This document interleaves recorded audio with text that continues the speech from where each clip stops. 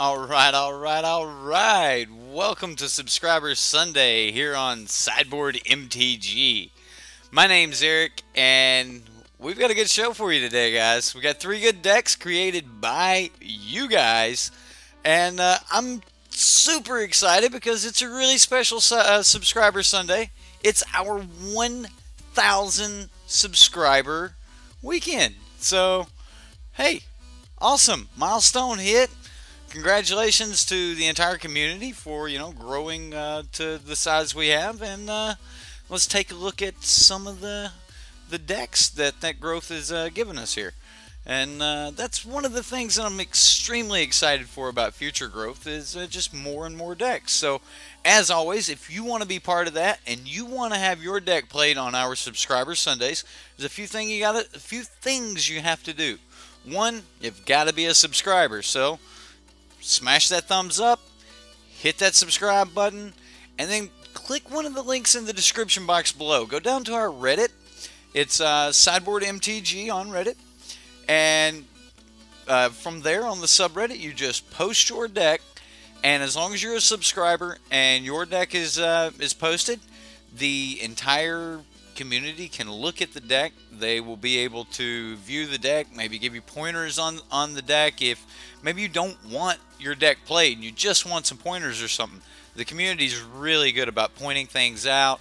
Maybe throwing you an idea for a card that you might not have thought to put in your deck or something like that. So the community's there for that as well. But if one of those decks happens to get more upvotes than another deck, then it will get played on Subscriber Sunday. Now there is a couple little edges you can get to help push you into getting your deck played, but no way to really guarantee it for Subscriber Sunday. So if you do want your deck played and you want it guaranteed, then I've got some offers for you there too. You'll have to check out the Patreon. But for now, we're going to jump into Subscriber Sunday, and let's take a look at, I've got deck 2 loaded. Deck 1 here. Let's get up to the preview plane. And let's get chat up so I can talk to everyone here. How's everyone doing this weekend, huh? We've got Mangle and Andrew and Core and Kyle.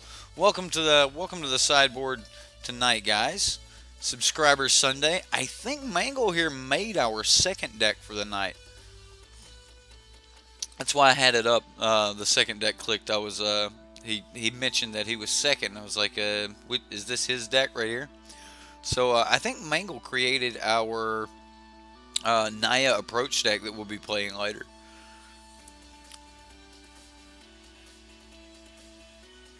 What's on the menu? Well, the menu is loaded with all kinds of goodies, and it just seems to be full of cats.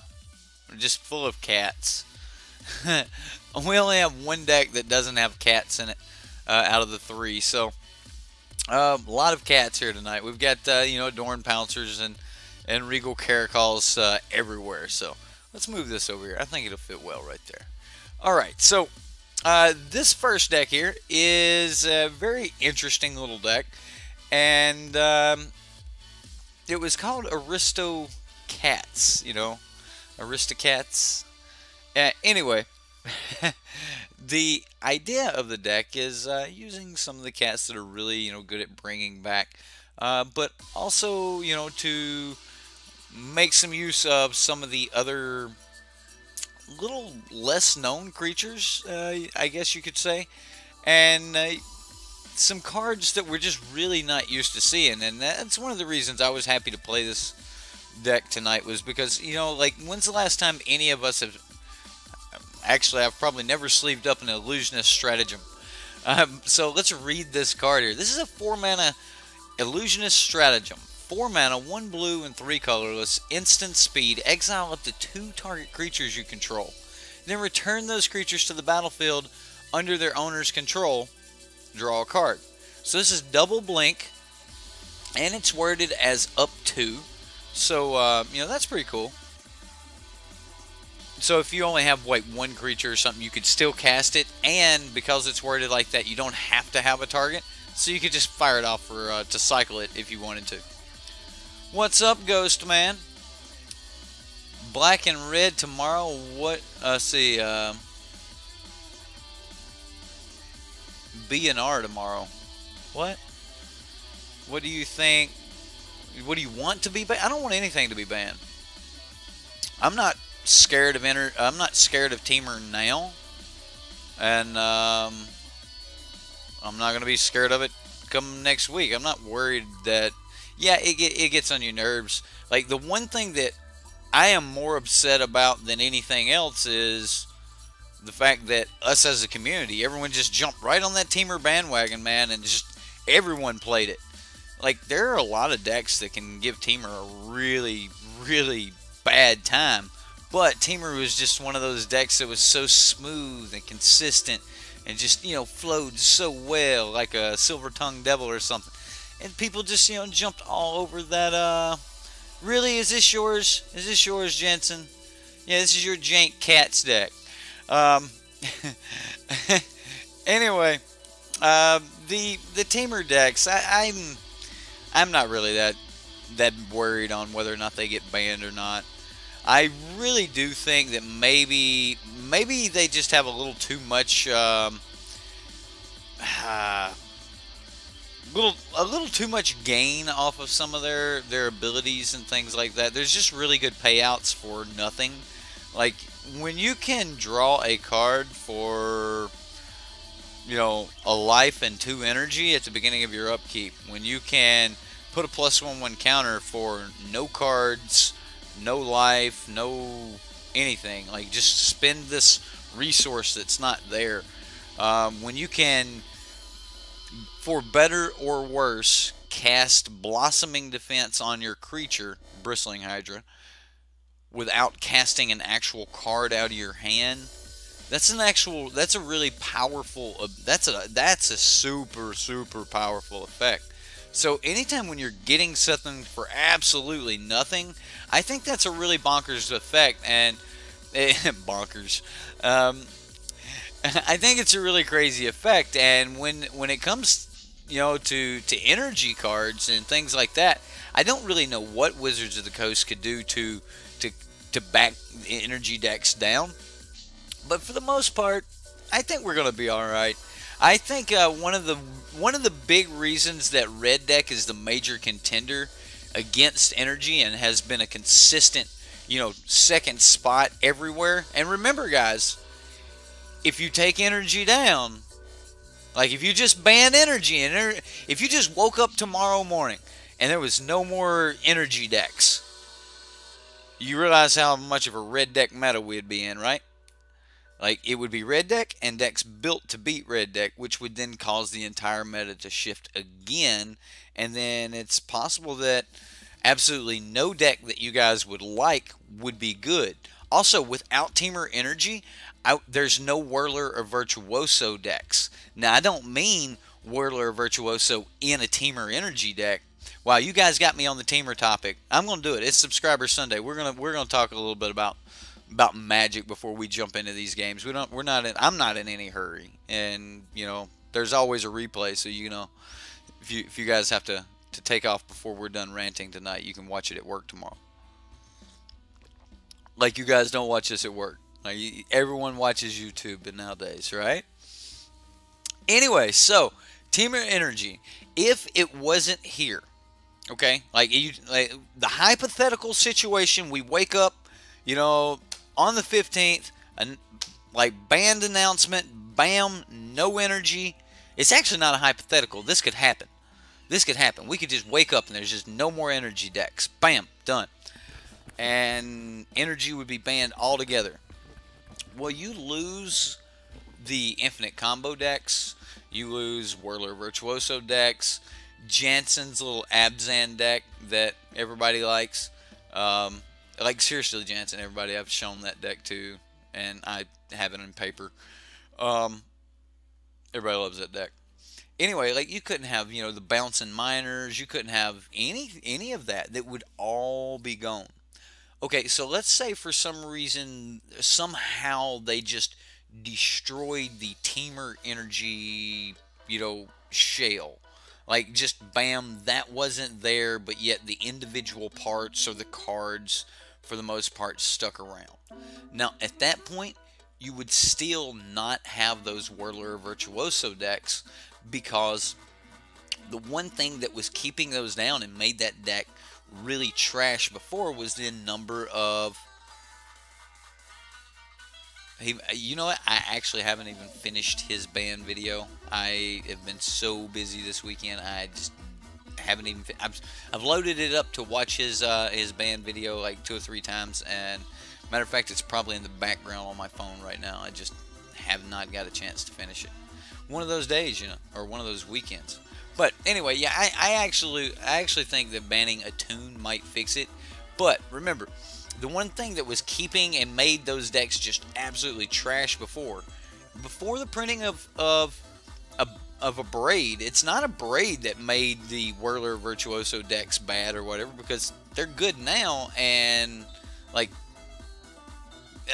a Braid's in the format.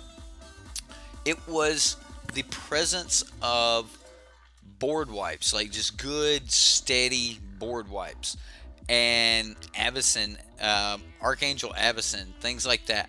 Like, that was what was really keeping those decks down. And if you get rid of Teamer, and all the Teamer cards are still there, then the meta has to respond to a red deck meta. If Teamer's not there, then red deck is now all of a sudden tier 1, you know, God's gift to Magic. And when I say God, I mean Hazoret, right? And anyway, oh yeah. Let's see. Ghostman says that he thinks that they should restrict Attune. Restrict Attune, like restrict playings. Like, let's say, let's not ban it, but oh wow, how about that? You can only have X amount of cards in a deck that produce energy, or something like that. What would that fix it? A restriction on...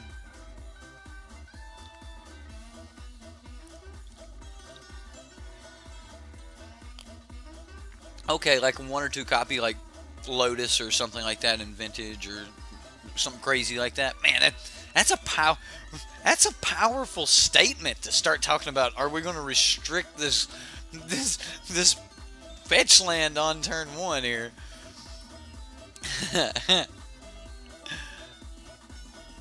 Oh, well, see, there you go. Like, I think if you... See, that's the problem with energy, the energy mechanic. You would have to actually break... Well, see, the Hydra is not dangerous. The Hydra is not dangerous, and the Hydra is healthy. I actually think the Hydra is healthy, guys.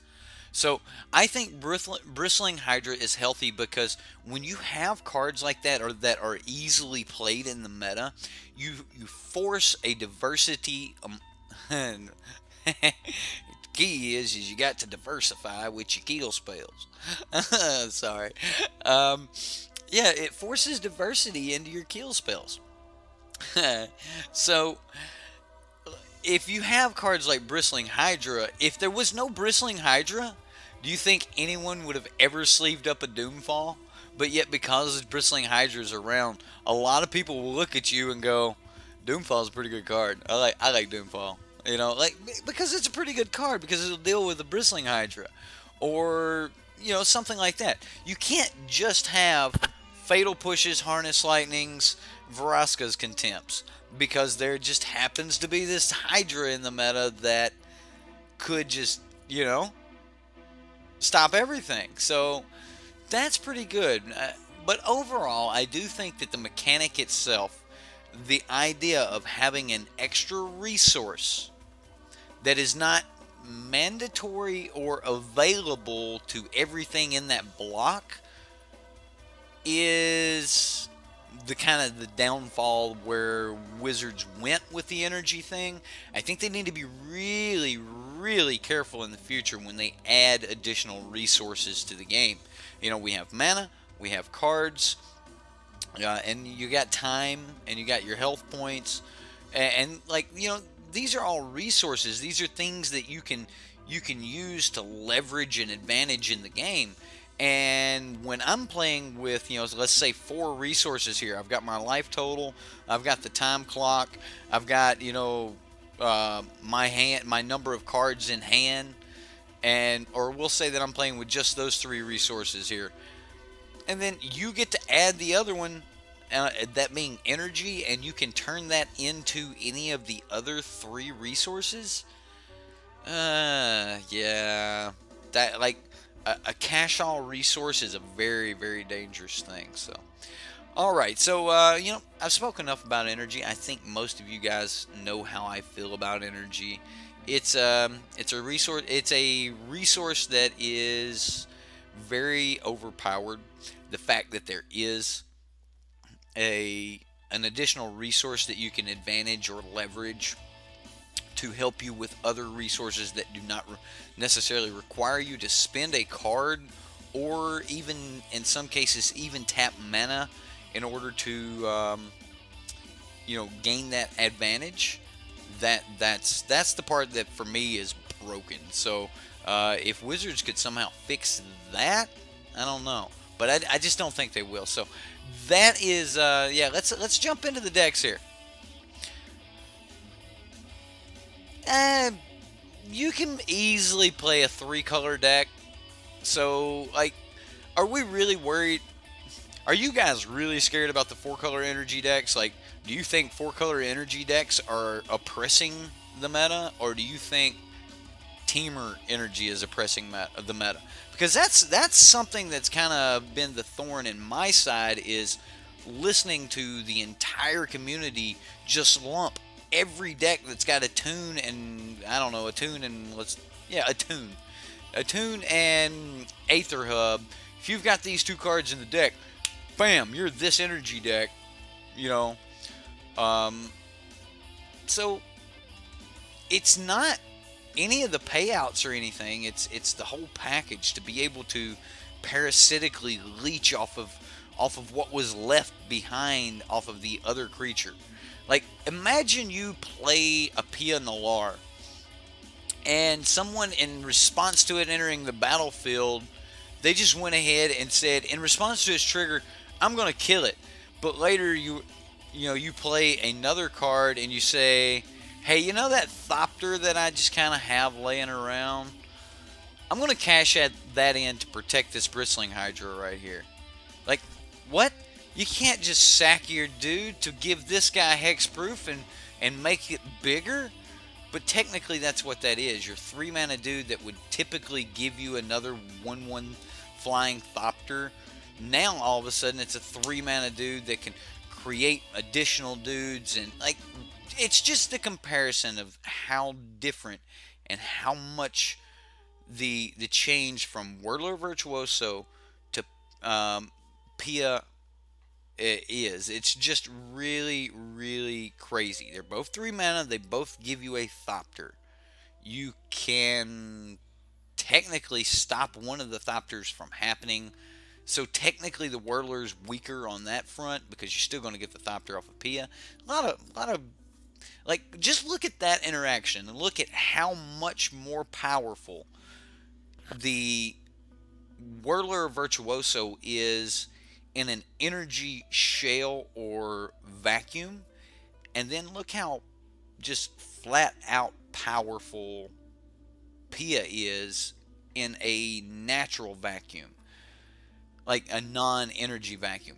Both very, very good cards, but you put one in another scenario where there's just no other energy. You're never going to get a repeat effect unless you could double the enter the battlefield trigger or something like that. If you put Whirler into Pia's, environment, if you will, where there's not going to be additional energy, then Pia is better. But yet you put Whirler into an environment where there are other cards that can leech off of that energy.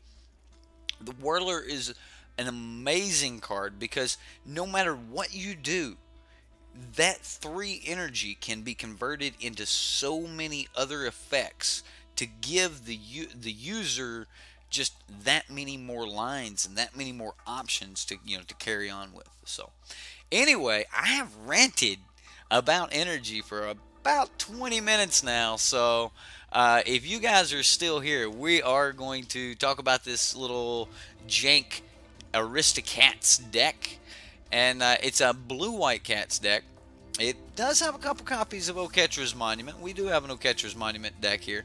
And I guess if you've been listening to me rant, then you've probably had plenty of time to read everything on the on the screen here. So I won't take too much longer with it. We have 3 Oketra's Monuments, 4 Supreme Wills, 2 Viziers of Deferment. Not one that we typically see. I'll read this one really quick. This is a Flash Vizier. This is 1 white and 2 color. 1 white and 2 generic. Flash. When Vizier of Deferment enters the battlefield, you may exile target creature. If it attacked or blocked this turn, return that card to the battlefield under its owner's control at the beginning of the next end step. Need I mention that we can do this after we've attacked, after they've declared Settle the Wreckage. Go get a couple lands, have our Regal Caracal re-enter the battlefield afterwards. Yeah, we're probably going to lose a couple little kitten tokens, but Mama Kitty's going to be right there in the end step to bring another litter. I went too far with that one, didn't I? Yeah. Inspiring Cleric.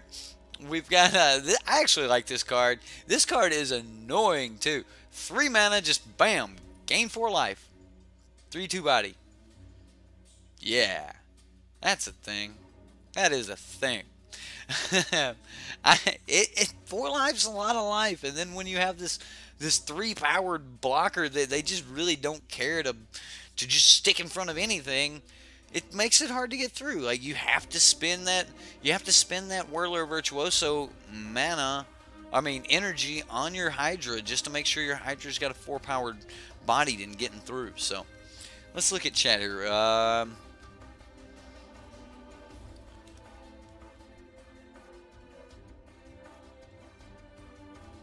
Okay, so Dwayne Rickman says, should be a way for you to take the energy from the person. Okay, so maybe some type of I'm going to comment on this because I had this thought the other day, and my thought was, there are a couple cards that have been printed in, I don't know, I think they're in Modern, but they actually have the ability to remove counters. I just don't think they can remove counters from players. But we're looking at Vampire Hexmage and Hex Parasite. So what would happen if Wizards printed some type of interesting Hex Parasite type thing where if I pay a mana, I can remove 1, or let's say it's a broken card. Let's say it removes 2 energy. Let's say it really was built to defeat energy. So I pay 1 in X, remove twice X energy from target player, or twice X counters from target player. This way it would have some eternal value. Maybe even 1 in XX or something like that. You might be able to get away with the cost. That would make it kind of, horrible. But yeah, the 1 in the X would probably be the way to do it. Otherwise, it wouldn't actually be that competitive and wouldn't fight. But just having some type of Vampire Hexmage or something like that. Like, do we have... Where's the artifact? Hex Parasite. Wasn't that it?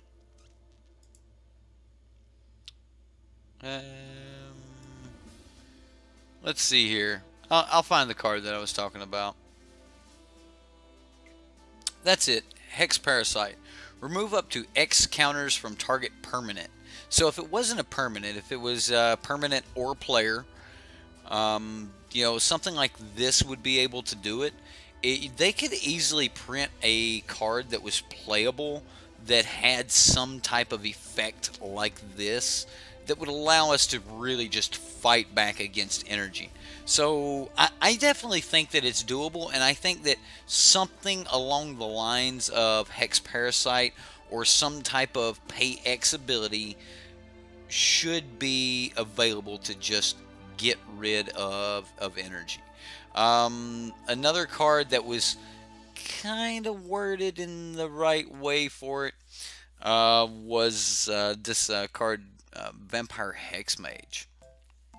Now, Vampire Hexmage, sacrifice Vampire Hexmage, remove all counters from target permanent. Again, this would have to be worded in the way where it would say remove all counters from target permanent or player, I guess. So maybe even a little bit of remanding of the, just reprint with the new wording, and just ratify the wording of the old cards. I don't think that ratifying Vampire Hexmage to allow Vampire Hexmage to remove counters from a player would break Modern or anything, though. Anyway, that is my idea on what I think Wizards should have done. I think that there should have been a nice... the reason I really wanted to point out the Hexmage is... You like that card, guys? We don't get art like this anymore. What's going on? You know, like this is the beautiful art that we had in days past. But you know, these type of things, they just don't happen anymore.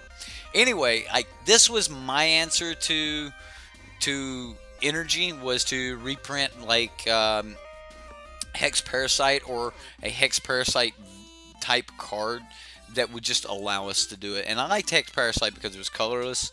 It didn't need the Phyrexian mana. Like, they could have like revamped the entire thing so that it would have been up to date and it would have still been able to do some serious work. So I think that that's kind of what we needed to see some play, especially something that would have like zapped their energy and grew your guy. Yeah, that would have been good. Okay, notice me, Crewfix, Crazy, hey Crazy. Hot card. Yeah, she is very...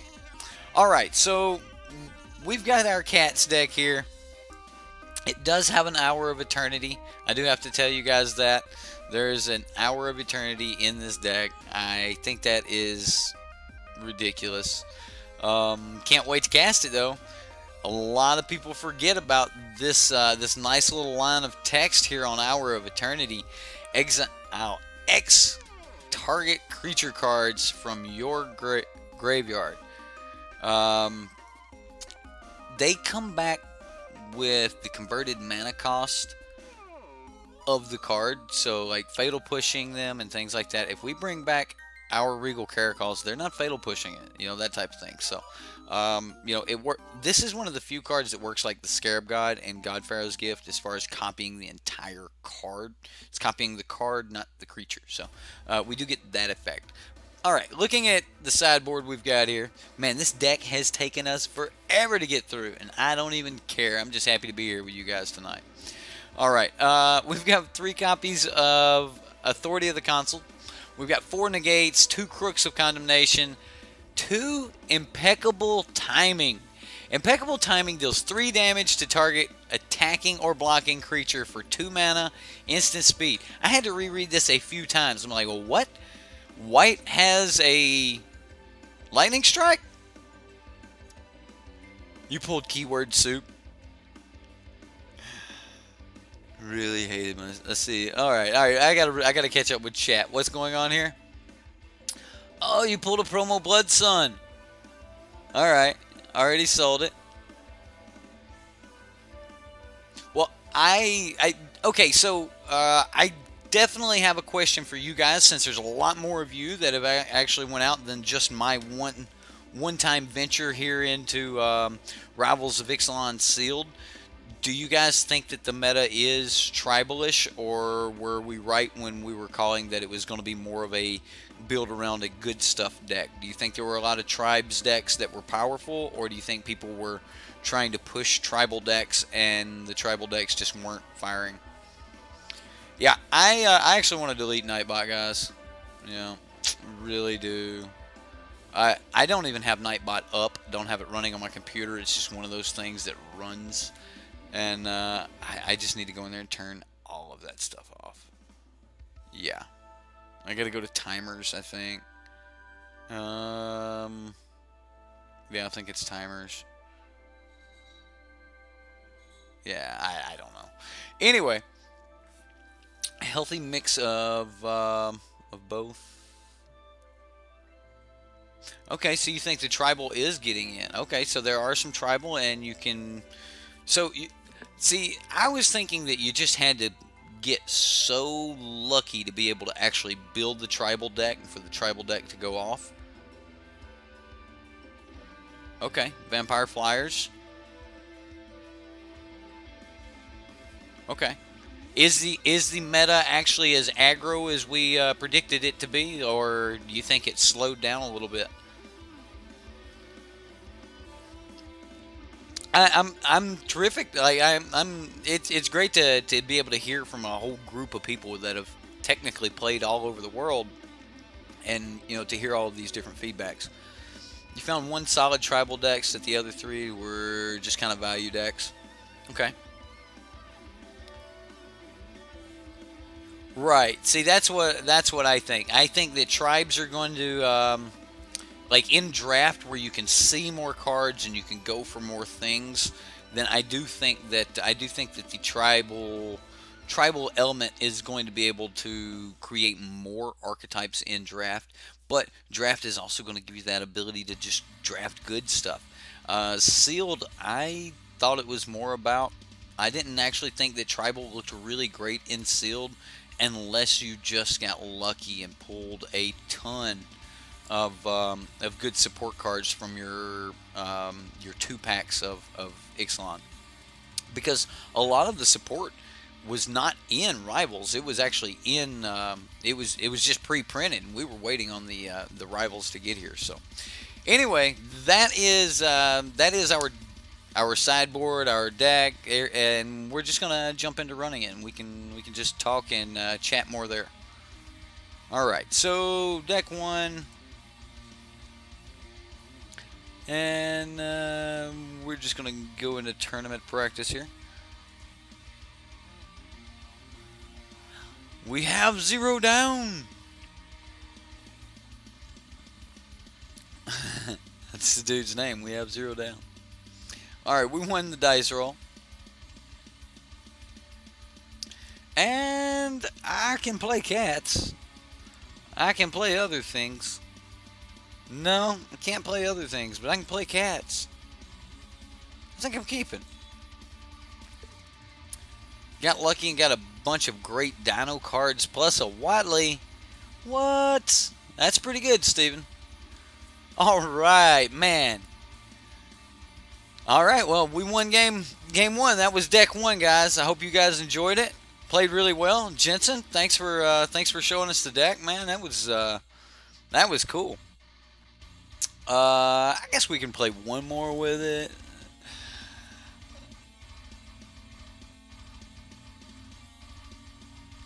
Zatalpa wins games when it's cast. Yeah, I would, just as planned. There you go.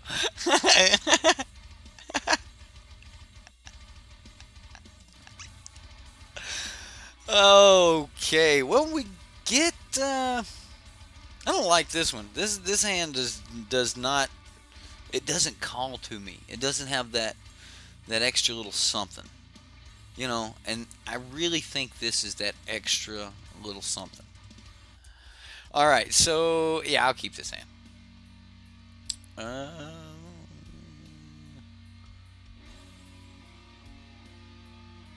What are we blinking? I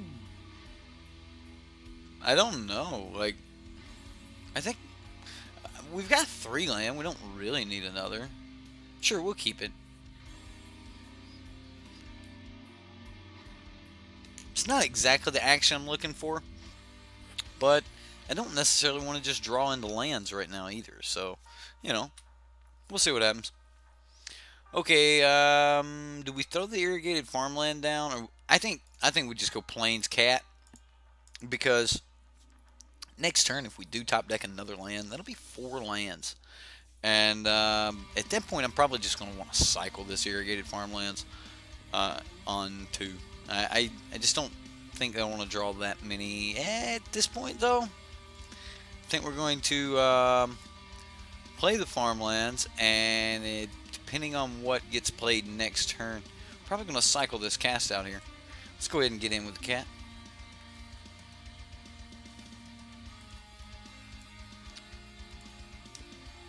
Ooh, I gotta fix my key bindings. That's not cool.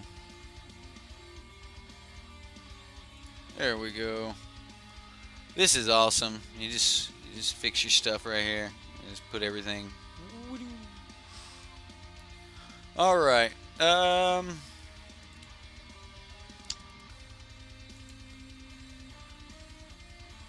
So that's our turn. Let's get back over to chat. Ryan, thank you so much, Ryan from Behind Eyes Gaming. Everyone, a friend of the channel since the creation of the channel.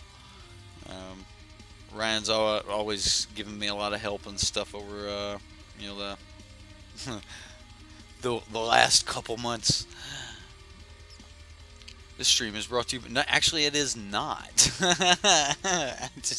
I do like my Razer though. If I tell you what, if Razer wants to send me some products, and like I take a new keyboard, I take their newer version of the mouse, but I think I'm going to have all those buttons on the side just because of the different games I play. We don't really have anything we're going to cast here. I'm going to just play this irrigated farmland, and we're going to get in for one with the cat and pass the turn. Yeah, I've been talking a lot, so like probably going to have to actually kill our opponents here.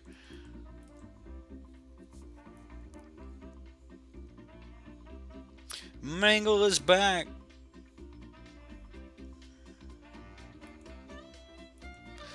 Do we cycle? Nah, no point.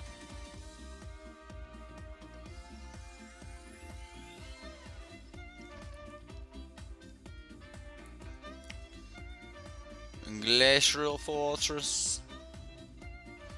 The Fortress of Glaciers.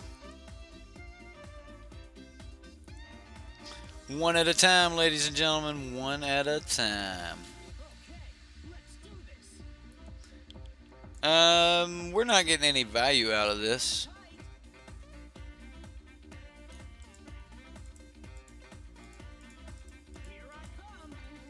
I think I just want to play it. If I can eat a kill spell. Why is this is overpriced? 4 mana for a 3/2 flyer that sleeps something? Doesn't even have, like, if it had flash, that'd be a good card. Nothing on you, Jensen. It's the best you had to work with, but that could have been made a really good card.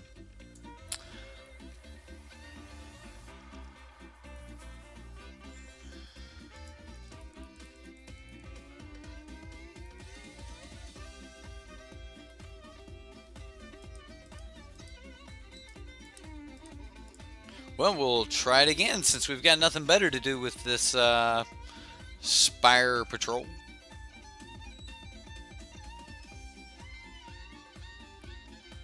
I'm sure this card would be, you know, great against, you know, creature-based decks and things. I think we just ran up like against a Grixis Amulet or something like that. So I'm usually pretty whipped on Sunday nights, so I've always missed this stream. Yes, I only on Sundays I only play the decks submitted by the community. Let's see if we can get out this Catcher's Monument here. No.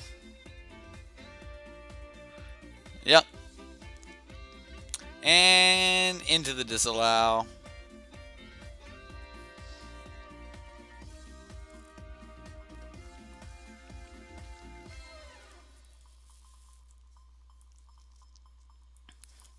Well,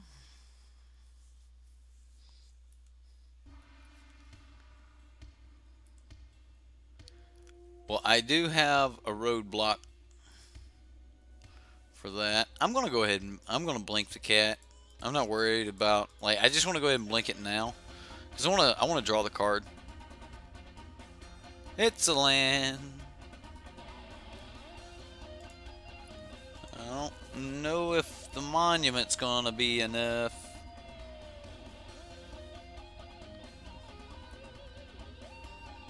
Okay, here we go. Let's see if we got the Gear Hulk.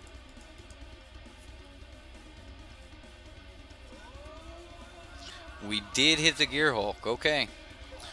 Well, the beautiful part about Grixis is they can't destroy that cast out, so that Gear Hulk's gone. All right, Supreme Will.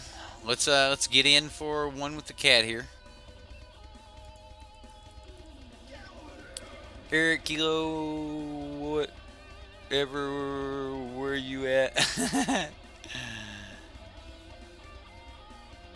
I'm at a kilo of subscribers, 1,000. Very clever, sir. Very clever. But yes, and thank you all for, you know, like, it's been absolutely wonderful, you know, growing the community with you guys. Like the way you guys took off with the Reddit, like, it's hard to believe that our Reddit is less than 2 months old. So, like, you can look at it and there's just all of this commentary and things. Like, you guys are really active, and it, like, the community itself actually cares about the community. So, that's humbling, guys, and I appreciate that. Well, let's get in for one here. So, we're just going to play the long game against this control deck.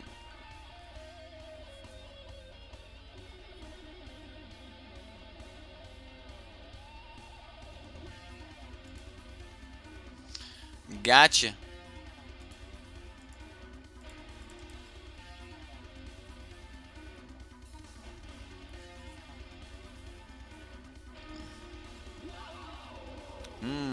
Steak smoothie. What?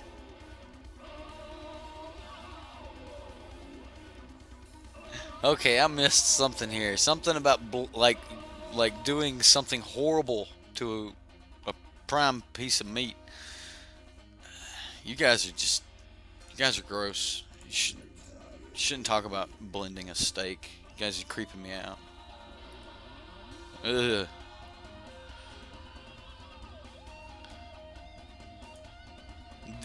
The most you should mistreat that cow before it's butchered and put on my plate is just barely tenderize it with some fire.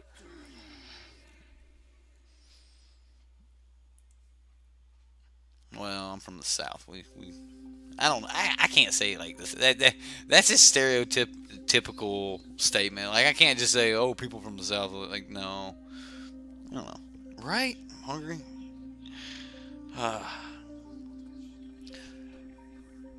No, you gear hulking gear hulkish of gear hulks. What is he gonna target? What does he want to cast? Is hieroglyphic illumination? Alright, well, you can do that, but I just want you to know. Just want you to know that Gear Hulk is not blocking anything. Draw some cards, dude. You're gonna need them. You're gonna need them because my little priest, my little vampiric cleric, is gonna eat you up. Oh man, he's casting a bunch of things. That's a scarab guy. We're dead. That's how it works, right? Oh, that's a scarab god. We're dead. Oh no, no, we're dead. He untaps with this. It's just over. Gah! just after I... Yeah, I stepped into that one, didn't I?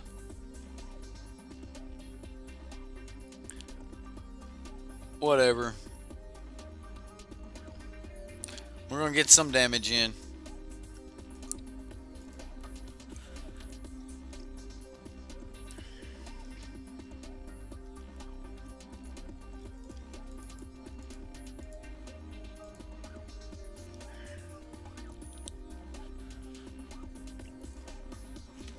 I need that flyer on the battlefield like ASAP before he can get one.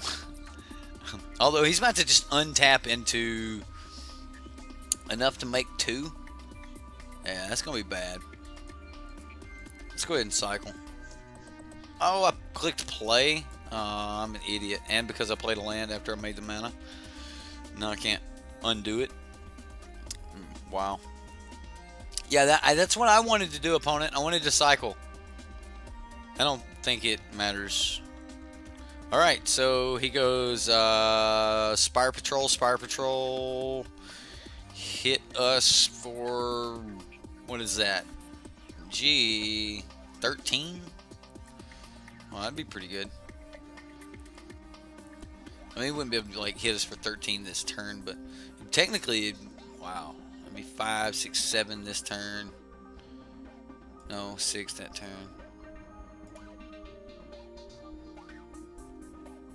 So, as we swing in, he just creates dudes. And as soon as he can block one of our cats and gets a lifelink dude, the game's over. So, if we swing, it's game over. Ah, the Scarab God. Why must you be my favorite standard card? It's because this card's powerful. Powerful.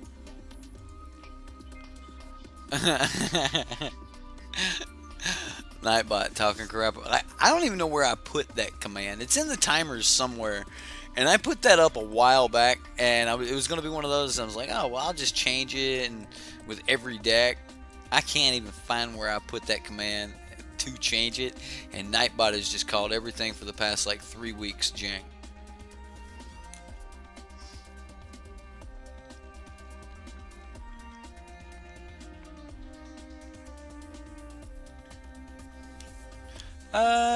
No, I'm not always going to play it out. There's going to be a point where it's just obvious that we're just beat, like just hardcore beat, and I'm going to call that point the moment that he gains life.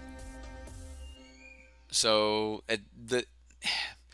like if he just starts turning everything sideways to, like right now, we might be able to do some type of race, but I just don't really think so. Now at this point, if I want to block, I need to block the 5/5, and then he's going to be able to eat life linkers. Yeah, this is pretty much the point right here where we're dead. However, top decking a cast out off the top, like if it resolved, it'd make it worth the. It'd make me wish I hadn't scooped. Put it that way.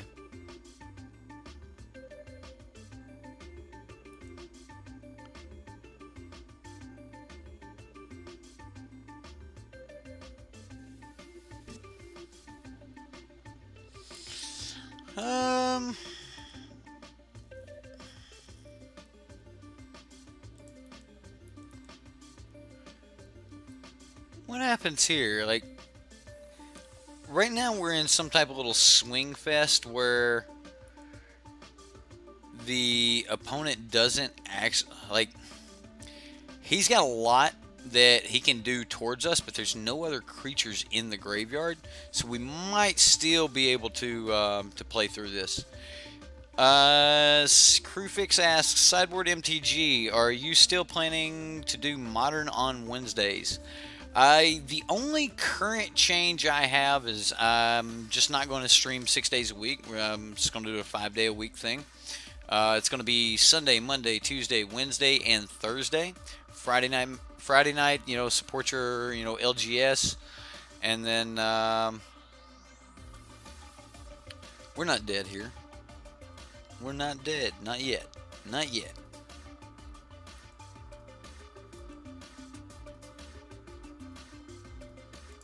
Let's just try some crazy stuff.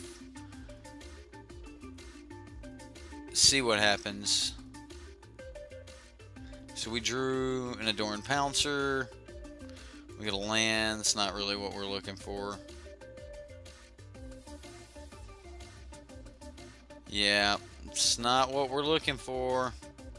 Okay, now we can see. So yeah, for right now, I'm definitely planning to leave. It to the point where I'm doing modern at least one day a week.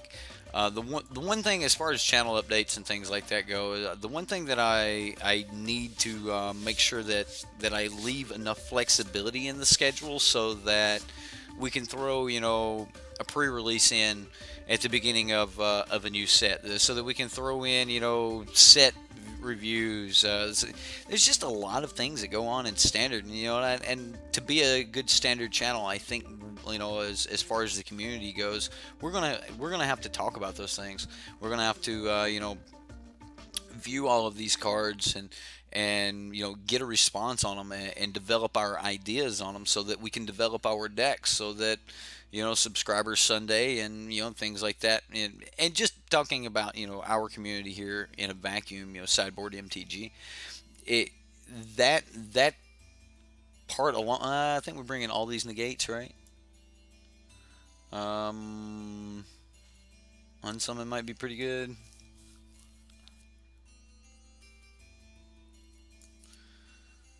Blinking tokens seems really good. I'm gonna back off on acrobatic maneuver here. I don't know, maybe not. Like, is it the cleric we don't need? Because like we're not getting pushed for damage. Yeah, we're not really getting pushed, so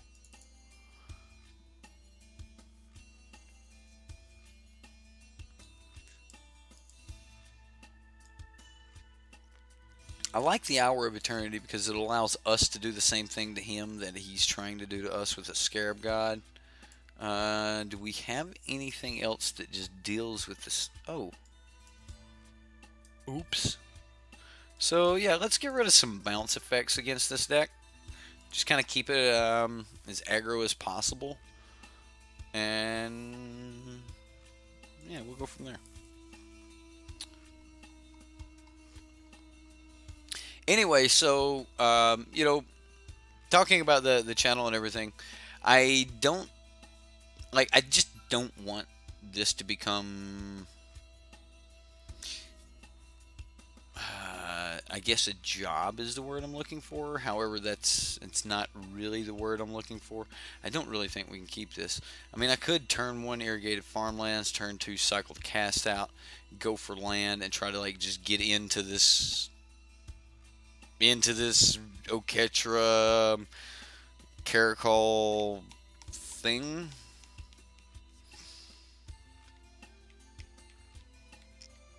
Would that work? I mean, we would have to just hit runner land though. Let's go with mulligan. Oh, it got worse. It got worse. Got a mulligan. Oh no. Down to 4. Oh, not like this. Not like this. Oh my. Well.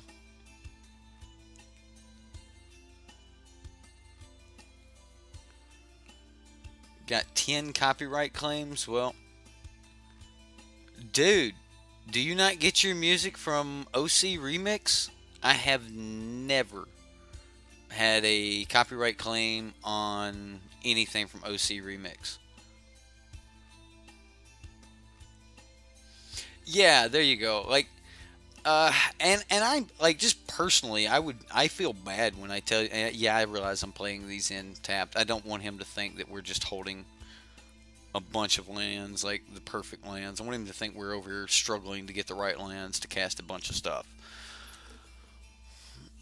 Anyway, Um, yeah, it ain't.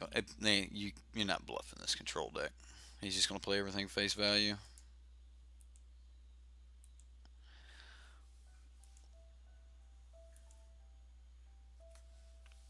I see. What do we got here? Seen it multiple times and use Reservoir as win con. Consider building Pure Steel Paladin Strom free artifacts. Well, actually, I've been wanting to go back and revisit our jank deck Metalwork Colossus and putting Aetherflux Reservoir in that and see if we can infinite cast Metalwork Colossus for instant win. Yeah, I have. I use, like, as you can see, like, I broadcast OC Remix on the screen. Like, that is literally just. Matter of fact, here, guys. I'm gonna break the stream for just one moment. Ryan, this is literally what this is. Like, if I was to make this grow, it's honestly just my media player cut down to so you can only see who is playing. Anyway, as long as you broadcast from OC Remix, you know that's where you got the music. All of their stuff is copyright. There's no problems. I've never been hit.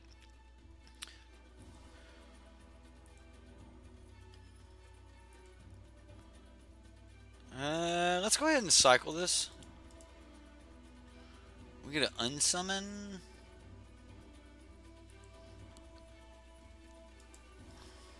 So if we would unsummon last turn, he wouldn't be able to not dispel, but the 3 mana, not dissipate. Oh, here, I'll show you. He might actually just have a scatter for it, but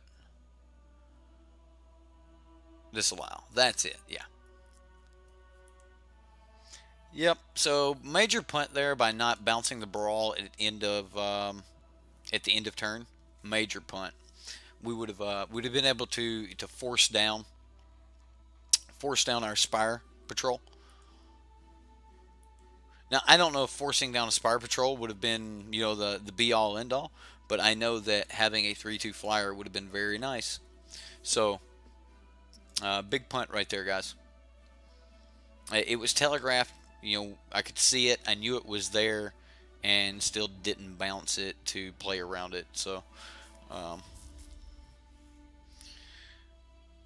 yep. Let's just. I mean, I could wait. We could wait a turn. Like, it just depends. Like, do we really want to, like, try to get this down? Like, are we want to fight for this? Is this going to be the card we're going to fight for to win with? And if it is, then I need to wait and then bounce this so that next turn I can have this Spire Patrol survive. The problem is he's definitely still got spells in the deck that can kill the Spire Patrol. Hieroglyphic Illumination.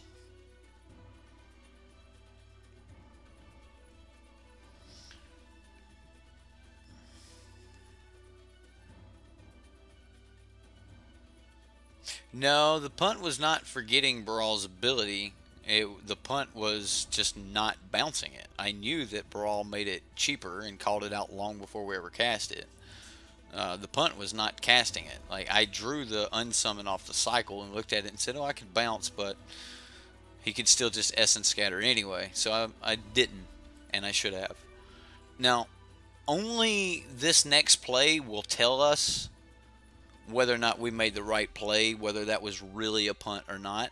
And we really won't know, because we won't know whether or not he drew the Essence Scatter that he's going to cast on this Spire Patrol next turn. So, anyway, we're going to find out.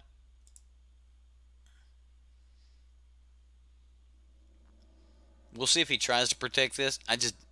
Something tells me he's like, okay, whatever. I've got mana now.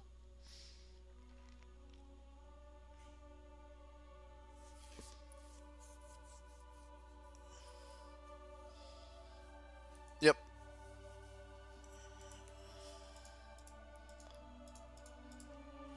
Okay. No essence scatter. Alright, so then it was a punt. It was a punt.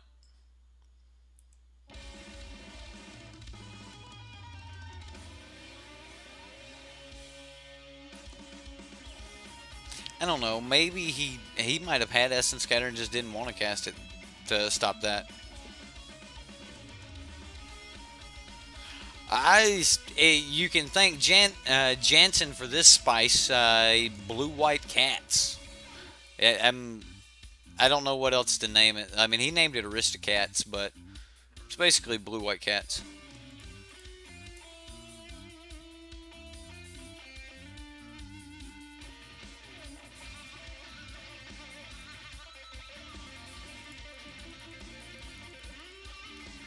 Well, I don't think we ever tap out at this point. Like, we have to hold up the negate.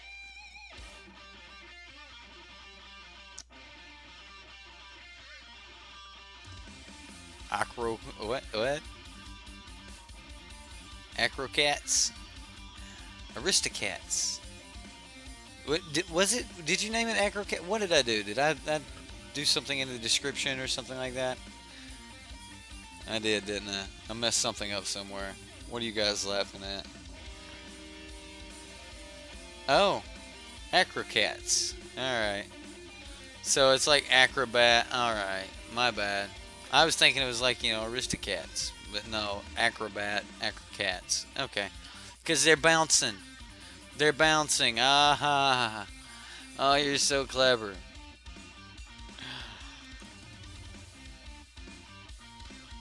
No, I like it. Bolas versus cats. Well, I got bad news. This control deck's putting a whooping on us. And flying through the air. They're on trapeze. Search for Escanta. 7 cards. That will flip. That does buy a counterspell. Can't help it. Can't not allow it. I mean, that resolving would just be, you know, end of days for us.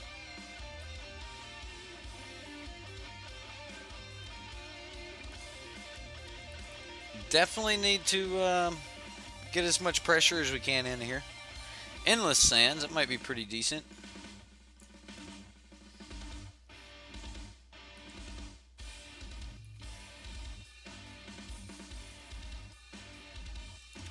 I'm going to go ahead and give him a target. I love that it's only 5 mana to bring that back. That's only 1 more than it costs to bring back the priest in tokens. That's great. That is great. Gotta like that spiked collar too, though. Cat's mean. Mean cat.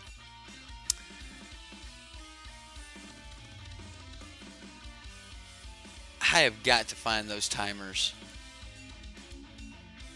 Disable, disable, disable. Disable all timers, Nightbot. Quit. I originally got Nightbot because we were going to use it for the giveaways and things like that. But now we have some other things.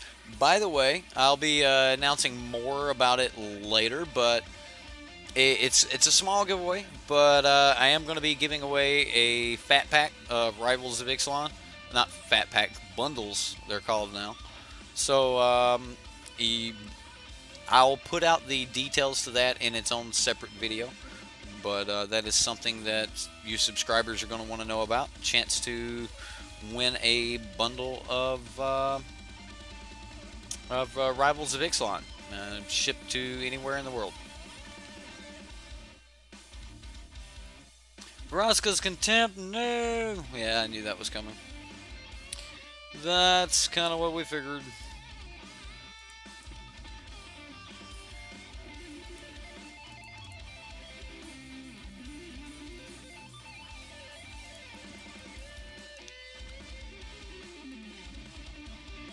Yeah, this thing's just hard to deal with.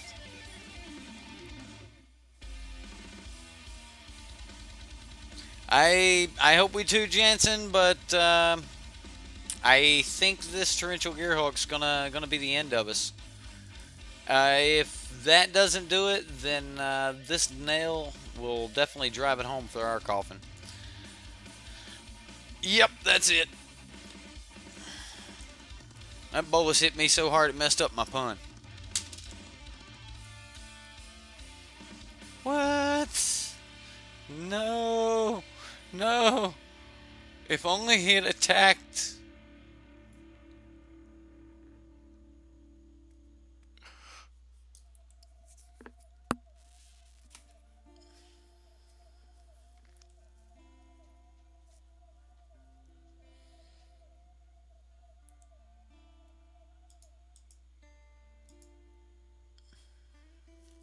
Well, I don't really know if we have an out here. Not thinking we have an out against torrential into bolus. Yeah, it's not going to do it, ladies and gentlemen. That, my friends, is a nickel bolus god pharaoh. And he does mean, mean things to everyone around him, including those he loves. He's just a mean, mean being. I don't, you know what? I'm not even going to dive into that.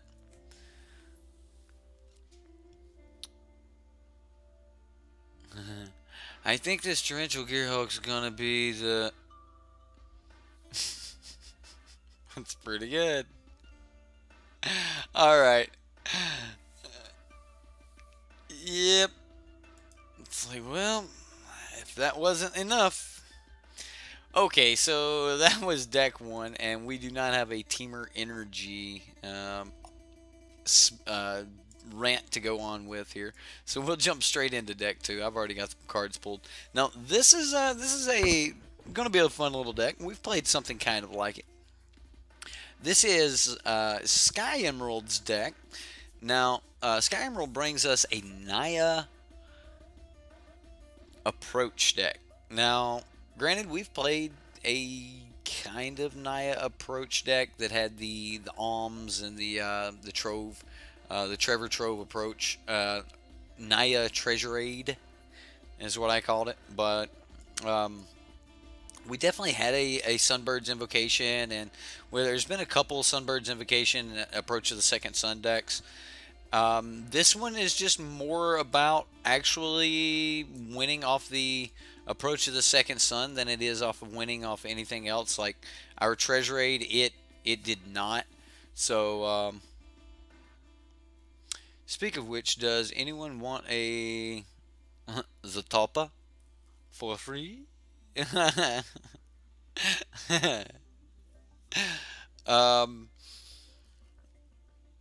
Anyway, like the other approach decks, there's not a lot going on early game.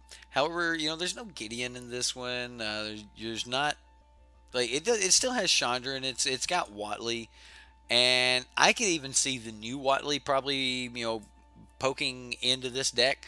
I actually think that the new Watley and a couple other choice creatures in the main deck could make a Naya Approach deck very, very formidable.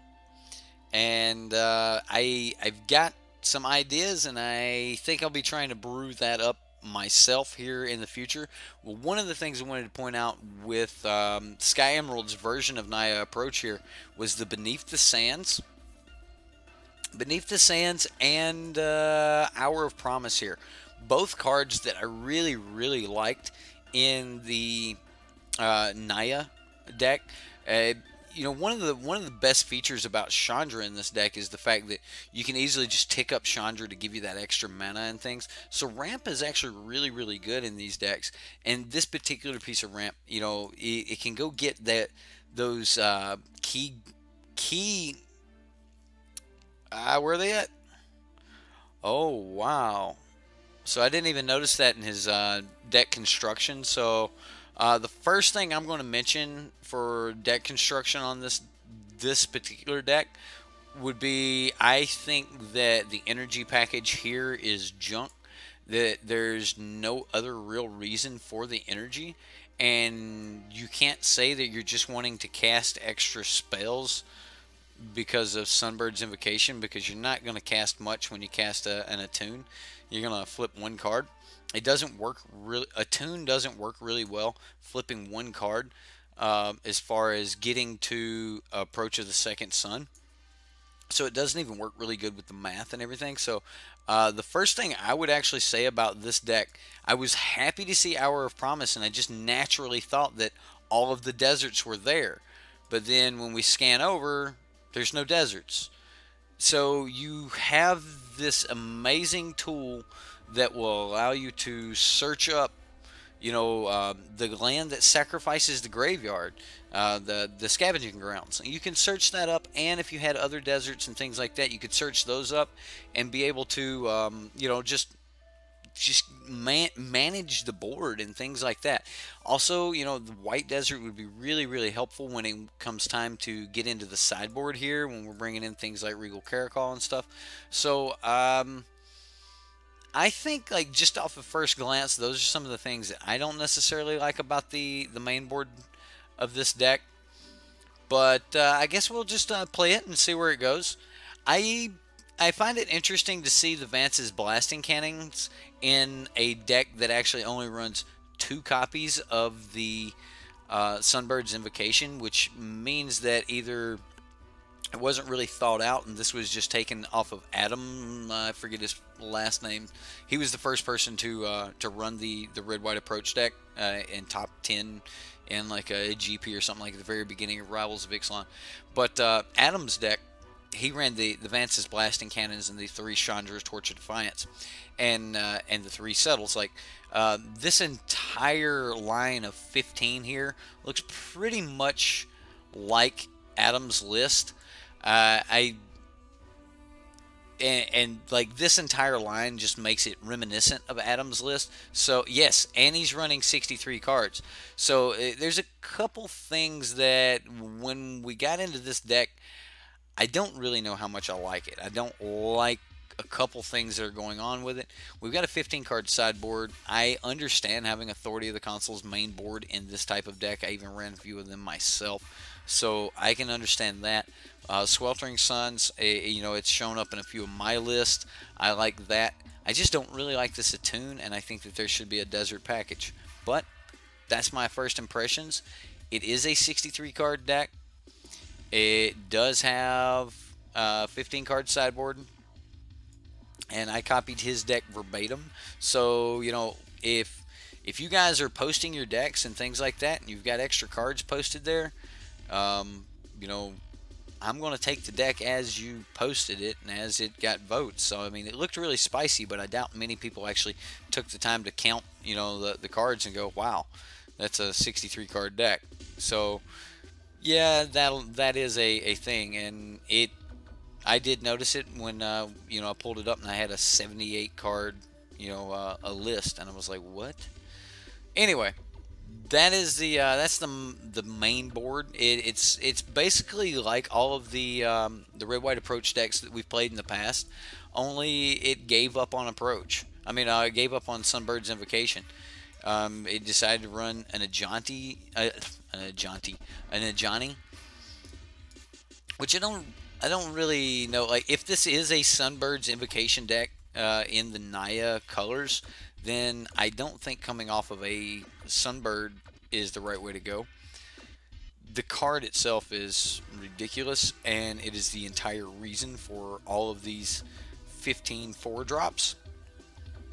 Like, the 4-drops are so important in this deck. Like, there's so much that goes into this deck. Speaking of which, if you guys ever want to hear some people really, really break down Approach and a lot of the other cards, a lot of you might have heard of him. His name's Patrick Chapin and Michael J.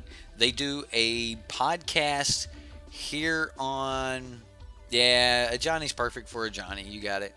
Anyway, a podcast here on YouTube called. Hey, I just missed a subscriber. Who was?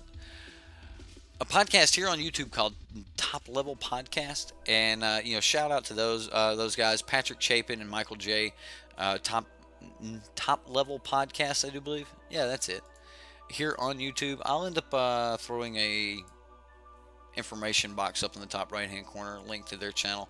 So if you guys want to go check them out, you can. About once a week they do a podcast, and it's really informational.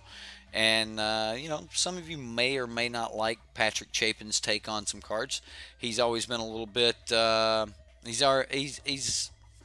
a little outside the box on certain things. He is the innovator. But I've been a Patrick Chapin fan since he wrote his book. So, how do I find his Reddit page? There you go. On Reddit, it's just Sideboardmtg. We definitely tried to make that as simple as possible for you guys. Trying to make absolutely everything just Sideboardmtg.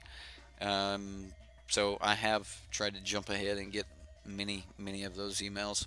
Anyway, at the sideboard here, we've got a couple Hearts of Kirin, which definitely means that this deck was more than likely Adam's deck and then reconstructed from there. We see a lot of leftover cards from Adam's deck. Adam even had a singleton copy of Solemnity.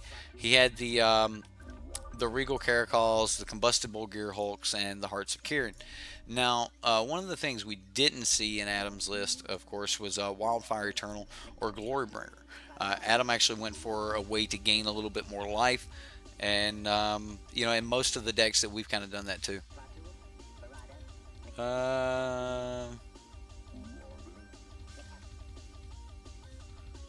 Yeah.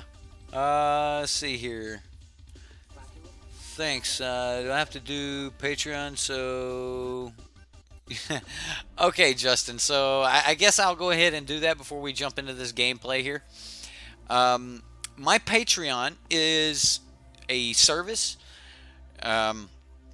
There are a couple things, like if you pay for the monthly fee there for to enter the Patreon games, you'll be able to select one deck per month and it will get played guaranteed. However, that is during the Patreon games. Subscriber Sunday, all you got to do is post your deck on our Reddit and let the community vote on it. And if the community votes and your deck gets enough votes, it'll get seen on our Subscriber Sunday.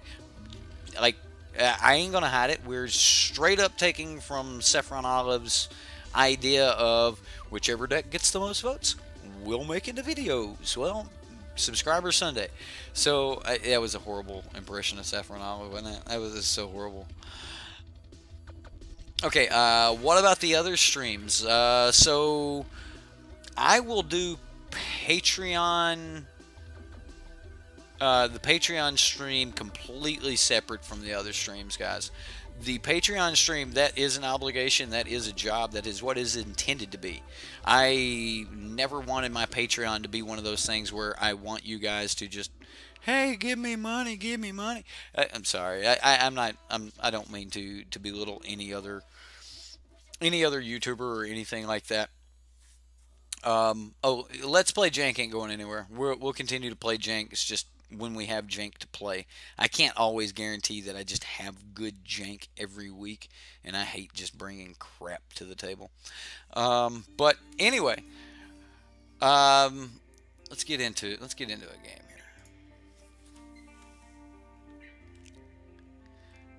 So the Patreon games will be done on probably Saturdays or maybe a Friday or something like that. One of the days that I normally do not stream, I'll do the Patreon games on that.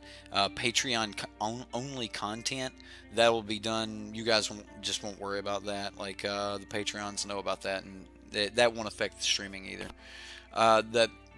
Those are the things that I am always like. As far as Patreon goes, I'm willing to let that become an obligation, a job, that sort of thing. if that is a, a, hey, make a little bit on the side by running some decks and, talking to some people about their decks and things like that, uh, then absolutely, I'm all behind that. But as far as the entire channel just becoming this huge obligation, I wanted it to stay extremely relaxed. I don't want to be obligated to play this deck on this day and this, because some deck may come out of nowhere, spike a GP or something like that, and I don't want to be like, well, we're scrapping our normal Monday deck and we're going to do this. Also, the community's built on Dev's decks. Dev's going to start cranking his decks out again, and if we're like, well, Wednesday's our modern day, well, Dev came out with a deck on Tuesday night. Well, we're going to want to see that on Wednesday, right? So, these are the kind of things that, yeah, we'll keep. These are the kind of things that I want to, I just want it to be, relaxed. Like that, it's not, hey, Monday I have to play a tier 1 deck. Tuesday I've got to play this. Wednesday we got to play modern, that sort of thing. Yeah, absolutely. It started as a hobby. I definitely just want to keep it as a hobby. I do have some, non-hobby related things that I offer for you guys there in the Patreon. Like if you want to give me your hard-earned money, I'll try to give you something out of it. The YouTube magic equivalent worth, I guess. $10 for 30 minutes to an hour of screen time, play time. I think that's reasonable. I don't know. I know I'll end up spending more than an hour on each deck if I pull it up. You got to pull up the deck. You got to, get the cards. You got to get it pulled over. You got to play it, talk about it, wrap up on it. So, yeah, I think it's a reasonable price. And I think it'll actually turn into another one of those like subscriber Sunday things that the rest of you will all get to enjoy. The Patreon games and things like that. Probably should have cycled this. Okay, so now that we have a colored source, which means that we're going to be able to cast the Beneath the Sands, I am kind of interested. Are we interested in getting down the Authority? Not really. It's like, do we Authority or do we cycle?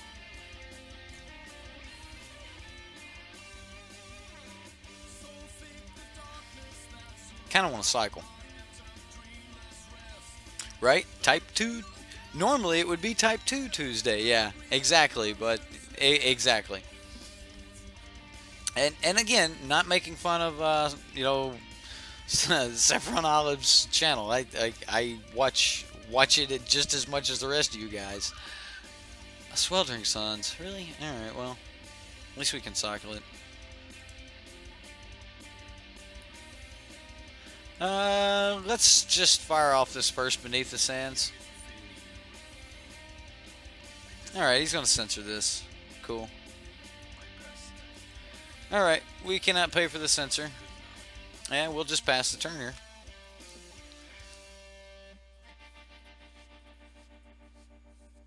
So what are we authoritying for? Like, what would Authority do? Because he's throwing down so many creatures, right?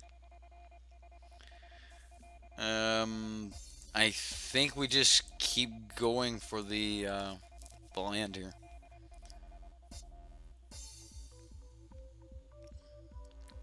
Alright, well, I do like making him cast his spells every turn.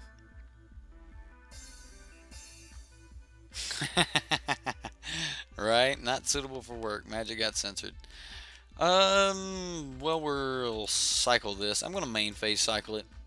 I am looking for that land. You going to disallow? No, okay. He's going to cycle a Renewed Faith. Wow. Wow, opponent. We did hit our land. It is not the right color to allow us to cycle the cast out, but hey, we can get there. Really kind of want to be careful until I can fire off one of these.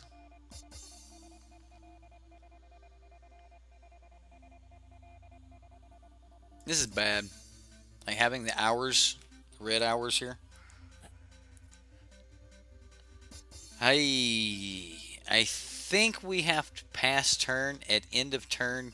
Like we only have one shot at making white mana.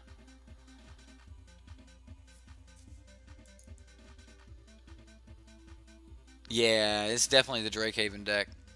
Definitely. So Ixalan boiled down to about 6 decks, guys. Like Ixalan gave us, oh yeah, all right. So we'll do this.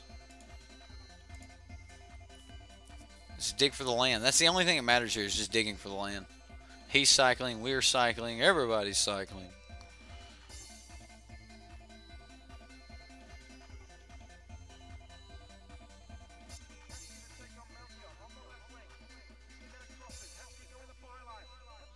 Moped. Named it Moped. He's too young. Alright. Like a moped? Okay. Named it Moped? Okay.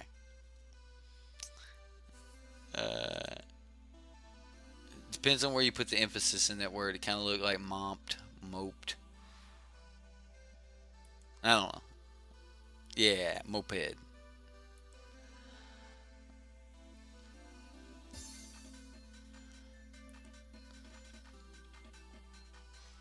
Alright, so, I mean, wow. I mean, he is digging hardcore to find this thing. Well, we did not find our land, so it looks like it will be time to cycle the cast out. Wow. It will not be time to cycle the cast out. Ooh, that is nice. We'll be attempting to fire off this Ixalan's Binding, if this survives. He's got to counter this now. He does have the counter for it. Man, it's rough. That would have been nice for us. Ixalan's Binding on a Drakehaven. That would have been good. Hey, I had to hope for it. I had to hope for it. You definitely didn't mop the floor. Well, unfortunately, I think that's kind of what's happening here with our deck. So we're about to cast Hour of Promise. One of the things that I thought was one of the most phenomenal cards that could be added into the Naya Approach deck. It is a 5-mana spell that we can cast that we're going to get a lot of value out of. We're going to shuffle the library after a Sunbird's Invocation. So if I had a Sunbird's down and I cast an Hour of Promise, I would then look at 5 cards. I would get to grab some stuff, put everything else on the bottom, and then the Hour of Promise would go off. Where at that point I would be able to grab, any lands I wanted. Definitely getting. Let's get this white-red land here. And we'll get, we have no desert to even go get. So, yeah, we'll get white-red, and we'll just get 2 of those. Why not? Because they're more likely to come in guaranteed tap later, is the reason I chose those. Anyway, in the idea of approach, and the Sunbird's approach, I really, really think that Hour of Promise is great for it, but just crippling the Hour of Promise when it would be alone, I believe it would be enough reason to splash green. There's a couple other little cards that I think would fit. One of those being Sheffet Monitor. I think that the Beneath the Sands needs to become Sheffet Monitor. Now, there's a couple reasons behind the Sheffet Monitor thing, and one of those is here, let's just fire this off and see what happens.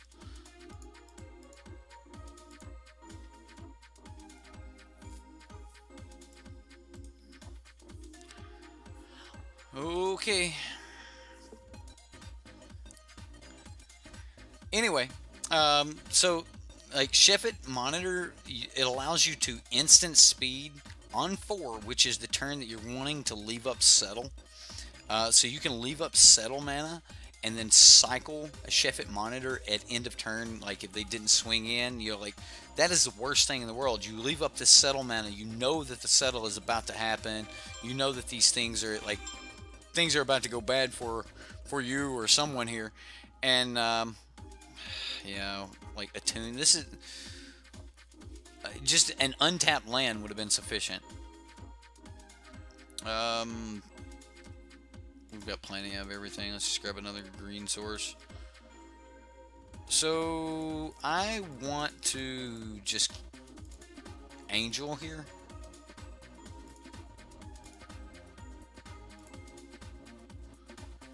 Anyway, I just can't say enough about Hour of Promise. I think the card's terrific, and I think it's one of the main reasons that you could possibly want to even get into the green colors.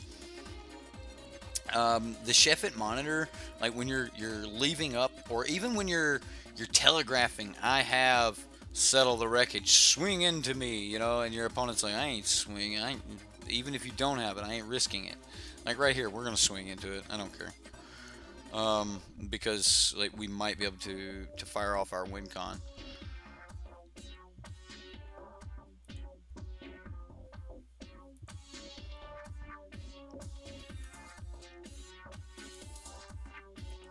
Let's see if we can fire this win con off. There's the Settle. Come on, Settle. Anyway, so if they don't Settle, then you can just cycle that Sheffit Monitor for the same 4 mana, and you haven't wasted your turn or anything. Let's go ahead and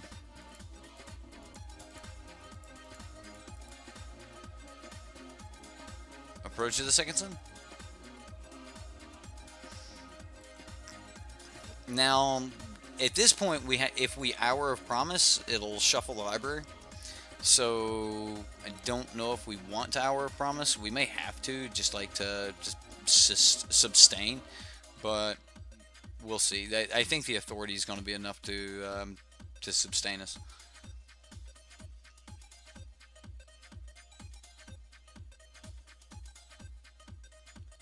Correct. The real value for the card is just not there. Like, the whole point of being in green for Hour of Promise would be to gain some of the good synergies that you can get off of Hour of Promise. Like, the fact that there is no chance at all to get those 2 black zombies in this deck, there's just not a single chance to have them, breaks my heart. Because that's one of the things that this deck really needed. Even though the deck didn't originally want to turn on main board like, you know, a braid and things like that, the newer versions of it have just kind of embraced the idea of having a couple main board bodies, and these main board bodies can really do a lot of damage. So I mean, I get where they're coming from with wanting to have some main board bodies. Also, when you have main board bodies, braids are turned towards those bodies and not towards I know you guys are going to kill me when I say not towards mediocre cards like Treasure Map. Mediocre, maybe medium speed cards like Treasure Map. Like, they don't need to get that off the battlefield immediately, so it's not a huge threat, but it can lead into more threats later down the game or later down the road. So I can see that, you know, not having creatures turning off their removal is a good thing, but also I can see that having a couple creatures is also a good thing. We can fumigate and cast out, so we'll save the fumigate.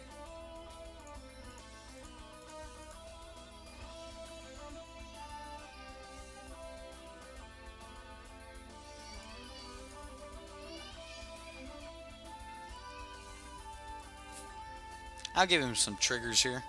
I would like for him to start tapping out. I want him to do some cycling, make some dudes. And then I'm going to cast out one of these.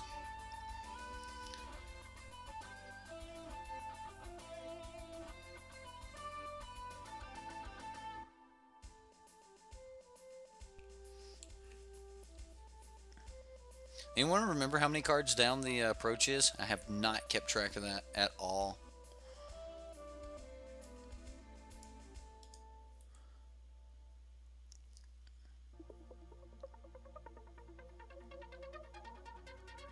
Sure.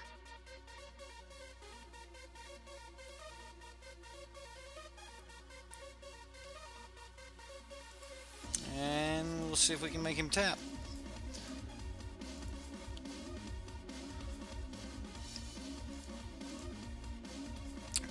I'm assuming he has a cast out in his hand.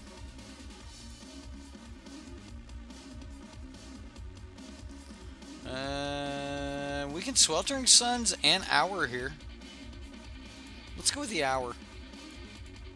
Again, like, we just don't have an option to get a couple bodies. Like, there's cases where you would just like to have a couple bodies and start, you know, swinging in, but it's just not an option here.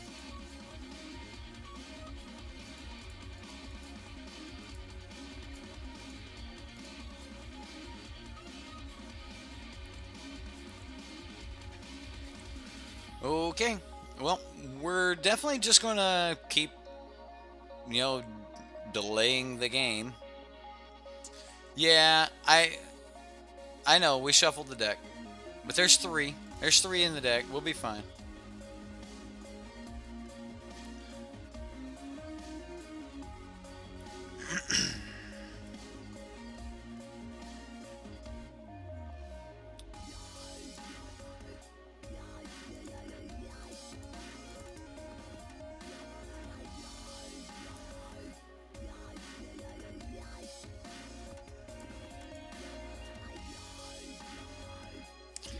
So, I'm going to go ahead and take his search for Azcanta in his upkeep. He can have the trigger, but I'm not going to allow him to flip it. Sometimes there are people on Discord, a lot of, like, the Discord's still kind of new. Yeah, we have hit 1,000 people, but I think until we're, you know, 10,000 people, you're not going to have a really full Discord and things like that. I'm on there occasionally. I know Rich is on there a lot. So, I mean, if you guys do want to get on the Discord, it is there. The main reason I wanted to have the Discord was so that, you know, if you guys did want to get on and you wanted to play some yeah, Billy Mays. If you guys wanted to get on and find a game or something like that, you could. So, there is a Discord there for that. ISO, you shuffle Approach of the Second Sun. You know how that turned out, right? This is an abbreviation for Approach of the Second Sun. So, alright. Hey, we get a settle. Yeah, I know that the Hour shuffled it. I said that like 2 turns before that if we cast Hour, it would shuffle it. And he just gets another search for Azcanta, so it's going to flip anyway. Nothing I can do about that. Well, that's another thing, and I don't know if Ryan from Behind Eyes Gaming is still here or not, but during the creation of a lot of our videos, especially Subscriber Sundays, I think the only curse word I've ever said on screen was during a Subscriber Sunday. You guys really, like, get me out of my shell or whatever. Anyway, none of those have ever been hit. Like, I've never anything. The only thing that I've been hit for, as far as you know, bad comments and things like that, he just scoops it up because, like, he's like, okay, well, he's just gonna cast it. Did he not realize we? Anyway, repeat after me. Sugar, honey, iced tea. Okay. Sugar, honey, iced tea. It seems, yeah. I don't know. Sounds like tea. Anyway, yeah, let's just go. I probably should have brought in the Appetites against this particular deck. Yeah, it was very anticlimactic, right? Like he just scooped. Oh. I guess I'll have to watch Madagascar. I'll watch it at some point. My son, he's coming up. Now see, now you're just like, that doesn't abbreviate anything.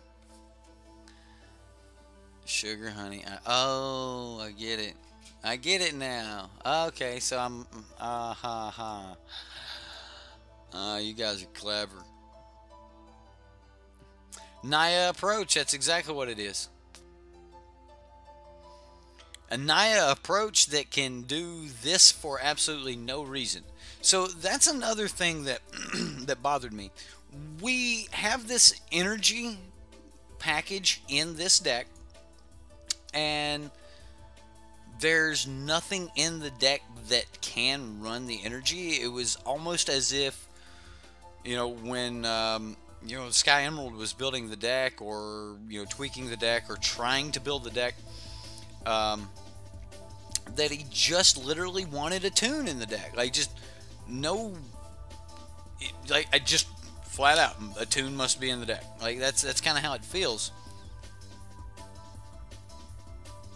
Right, exactly. So there's a lot of cards that look like that they could really be in the Naya Approach deck. Johnny would have fit really good in my Alms Enchantments version of the deck, where there's a lot of spells, but there's a lot of enchantments and permanents and things like that. And a Johnny would probably fit really well in there. Wow, okay. I guess we just start playing lands pass. We'll start cycling. If he hits a turn 3 Drake, we're probably lost this one.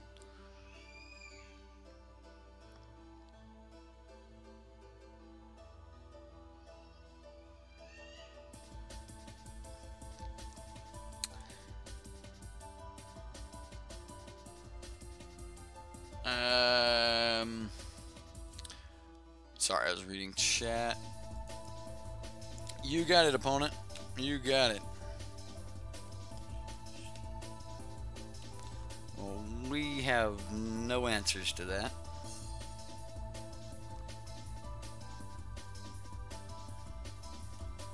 Well, the thing is a 3-colored deck does not need, especially Naya. Actually, Naya is probably a little bit more hurt for a healthy land base than something like Bant. Bant and Grixis, all those decks, like the enemy wedge decks, great lands right now because of, thank you, Sylvante, mainly because of all the cycling lands. So let's play this. He does have a Drake down right now.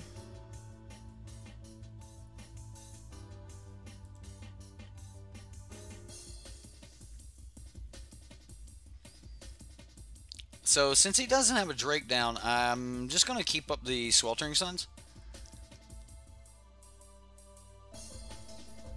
Ooh, okay.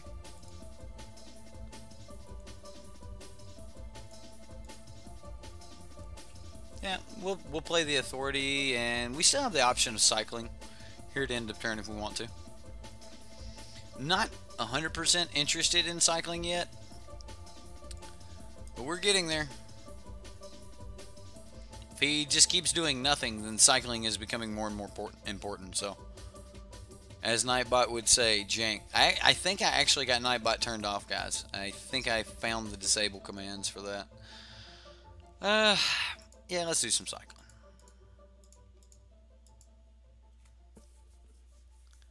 I feel that I get started on a lot of topics and then end up trying to make some, like, play or something and then never get to come back to the topic.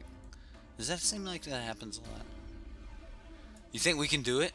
You guys think we can do it? I bet he don't even let this resolve. Oh, he's cycling. He's cycling. If he cycled a countervailing winds and all of these things at the end of my turn, that means he's playing the sarcophagus on his turn. He's gonna go land sarcophagus. Go. Bam. No, he tapped 4 mana, 5 mana. Regal Caracal. Regal Caracal. Oh, yeah. Oh, mama. That means this Sunbird's Invocation is hitting the battlefield.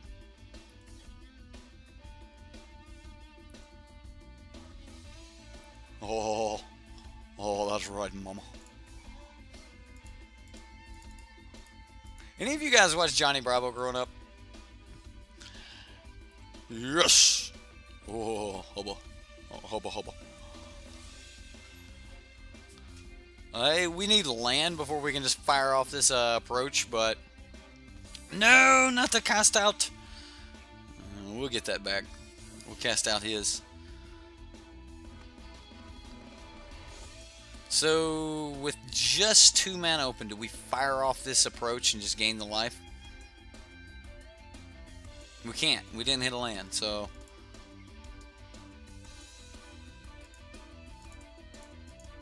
Let's just start firing off Fumigates then. Boom. No negate. Cool. I can't believe he just cycled his Countervailing Wind just to dig for something. There it is. Okay. So he had it. He just hadn't fired it off yet. Alright, well, counter this.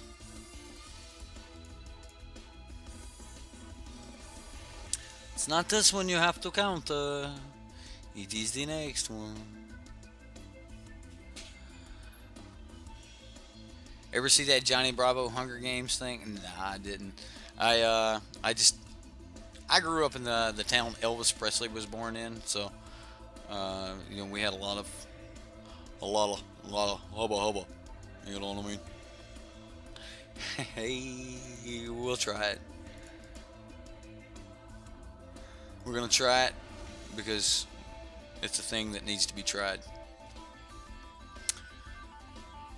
He won't let this land. He can't, because we'll hit his abandoned sarcophagus.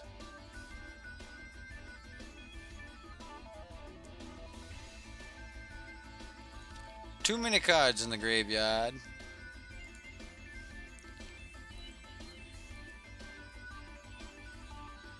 Well, now we just sit back and wait to draw our enchantments to deal with these things and make him have to answer every single one of them. Next turn we start throwing down Vance's blasting cannons though. Let's see, what does he have left? We got rid of all hard counter. Yeah, he can just gain a bunch of life, and we ain't about winning like that, so we ain't about that life. What does he got going on? Oh, there's a Regal. There's a Regal. Man, that's, you know, that's brutal right there with the authority triggers.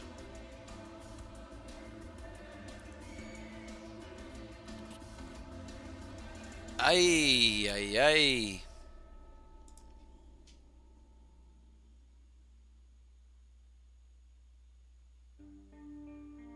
We're at 25 life. We can take a hit, right?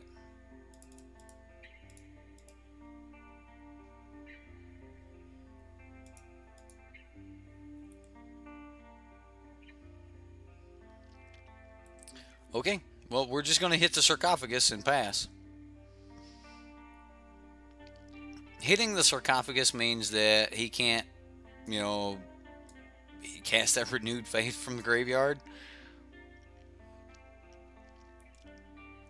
Honestly, I am just happy that we're back in standard, Crewfix. I mean, I like modern, and I am going to play modern, you know, once a week for you guys. But like, modern is just going to be a playground where we kind of dip into for some extra fun jank, you know, jank we can't get away with in standard. That's what our modern is going to be. But man, maybe I should try to fire that Fumigate off. Like, if he has a way to protect these cats. What is this? 5 mana Torrential Gearhulk.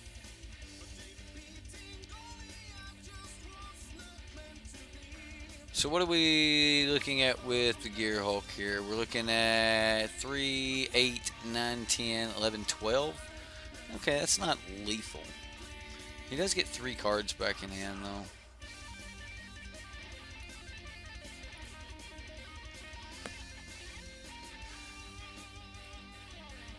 Okay, well, let's see what we get. And we exile a Settle the Wreckage.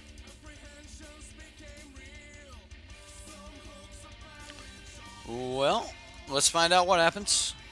Does he have the counter? He's got it. Got the disallow.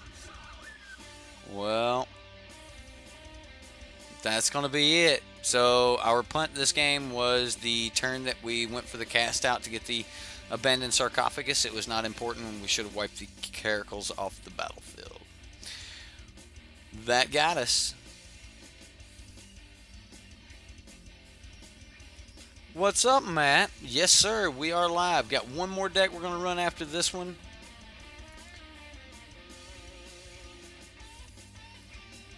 Yikes. So, yeah, we're just dead. What did we have coming? Where was the approach? Yeah. Alright. Also, this shuffles the deck. Like, you guys seen how you don't always want to shuffle the deck, so if you are going to run something that shuffles the deck, you better get some value out of it. And I just really think that this deck could be... I guess I'm going to have to build a deck that's just truly Naya Approach. I think my Naya Treasure Aid was about as close as I think that the deck has gotten so far. But there are a couple new cards from Rivals that look interesting. I still didn't bring in the sideboard cards, guys. That's twice in a row. Just didn't bring in sideboard cards. Hey, we get to keep the hand. Kind of.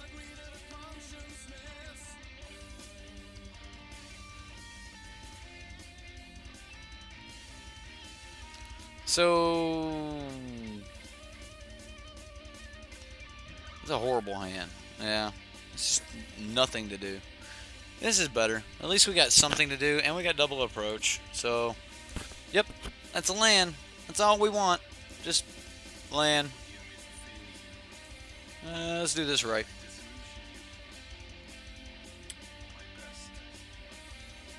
Drop green to quit shuffling. Right. Well, if you are going to have green and you are going to have this effect where you might want to shuffle, then by all means, like, the green is great.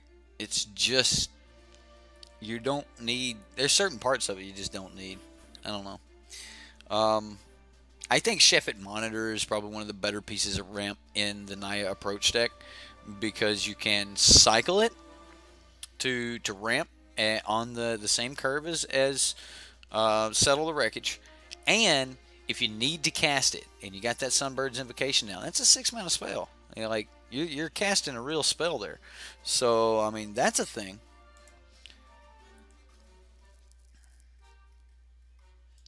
Let's Beneath the Sands here,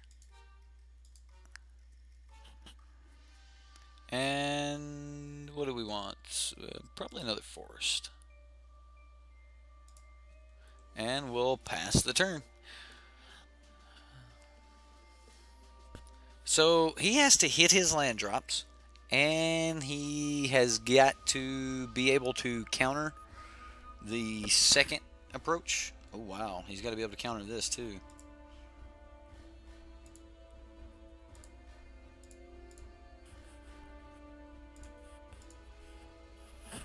Yeah, this has to be countered. Ooh, that did not get countered.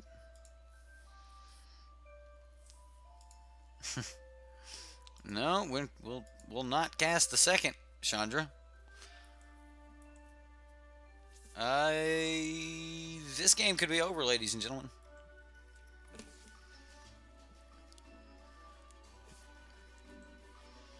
I don't know 100%. He's still got 6 cards in hand. There's a lot of things that our opponent can do right here to stop us. But he better play it very, very safely. He's got some nice lands. Look at that. Well, yeah. Okay, so we'll make a little extra mana. And let's cast a spell or two, shall we? Just the one, then. Alright, well, we're just going to pass back.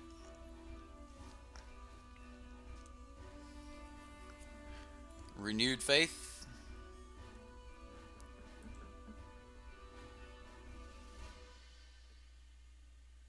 Why are you not going to be able to play Rivals?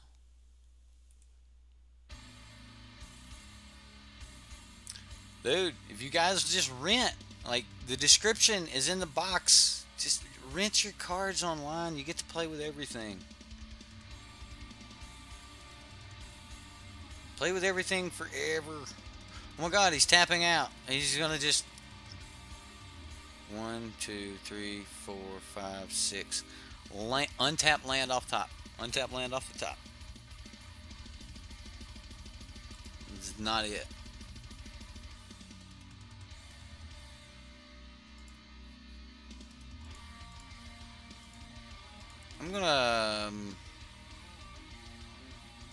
I'm just gonna cast this out now so I can actually use the Chandra.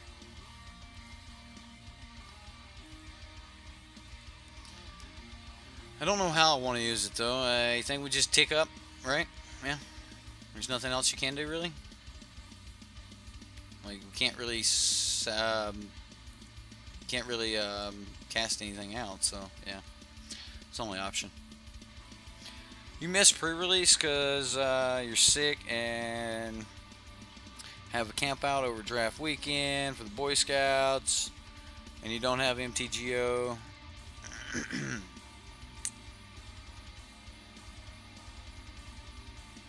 Ooh. Alright, all we need is untap land. Off the top. That is not it.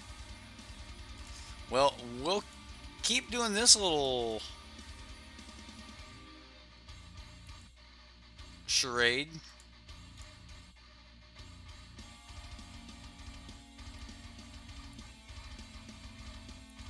And, I mean, he's got to be getting happy with us.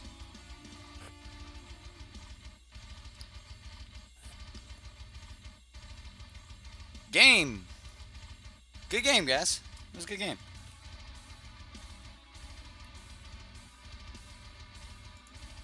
So, I'm going to play around Spell Pierce. I don't know why, but just played around Spell Pierce.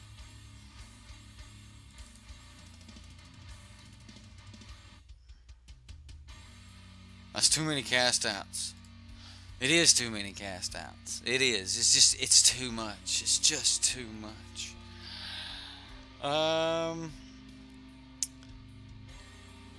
Feel the cards, the smell, the plastic.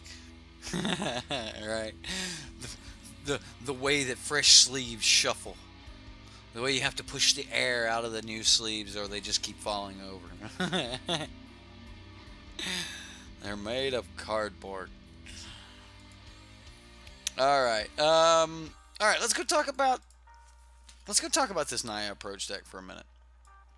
I know I've said a lot about it, and I definitely think that there's a Naya Approach list in there somewhere. And if I was going to, you know, do a deck doctor on this, I would definitely say that the first thing that has got to happen with this deck is these attunes have got to go. Get this bad boy up to, you know, 25 lands, 26 lands maybe. Throw some of those cycle lands in there. Make some use out of those really, really good cycling lands that are in the format right now. Those cycle lands are great, guys. I know a lot of people are like, I don't know if I really... No, they're great. Like, I'm telling you, those cycle lands are great. So, get rid of this attune. The Aether Hub is useless as well. There's just no use for it anywhere. If you don't have anything else to use it, I just don't think that these are absolutely phenomenal cards, which is why the vacuum is going to show that this card doesn't need to be banned. Because in a situation like this where you just put Aether Hub and a tune in, it's like, well, that didn't make it just, you know. Naya Approach list somewhere. Of course, it's against. I actually built Naya Treasure Aid, which is grandfathered by a Aid from the Cow deck that I had originally built long before Ixalan came out. And then when Ixalan came out, it released Trove of Treasure, and Saffron Olive put Trove of Treasure into a Naya Treasure Aid deck, and the deck actually looked and resembled a lot like my. We still got another deck to play though, guys.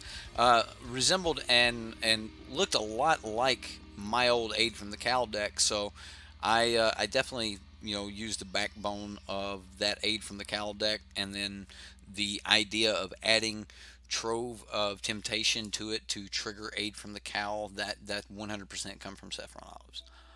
But if you look at my Naya Treasure Aid deck, then that deck it did really good on stream. So, that would be my big thing about the Naya deck we have here. If you were going to change this deck, if we were going to make any changes to it, you can get rid of the Beneath the Sands. They're not needed.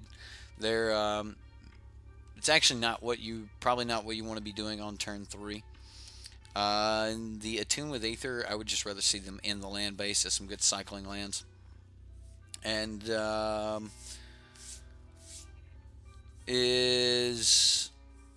okay, so as far as legal online goes, here, let me pull this up for you guys. Let's reset all filters. We'll hit standard. So I hit standard, and it will let you click Rivals of Ixalan.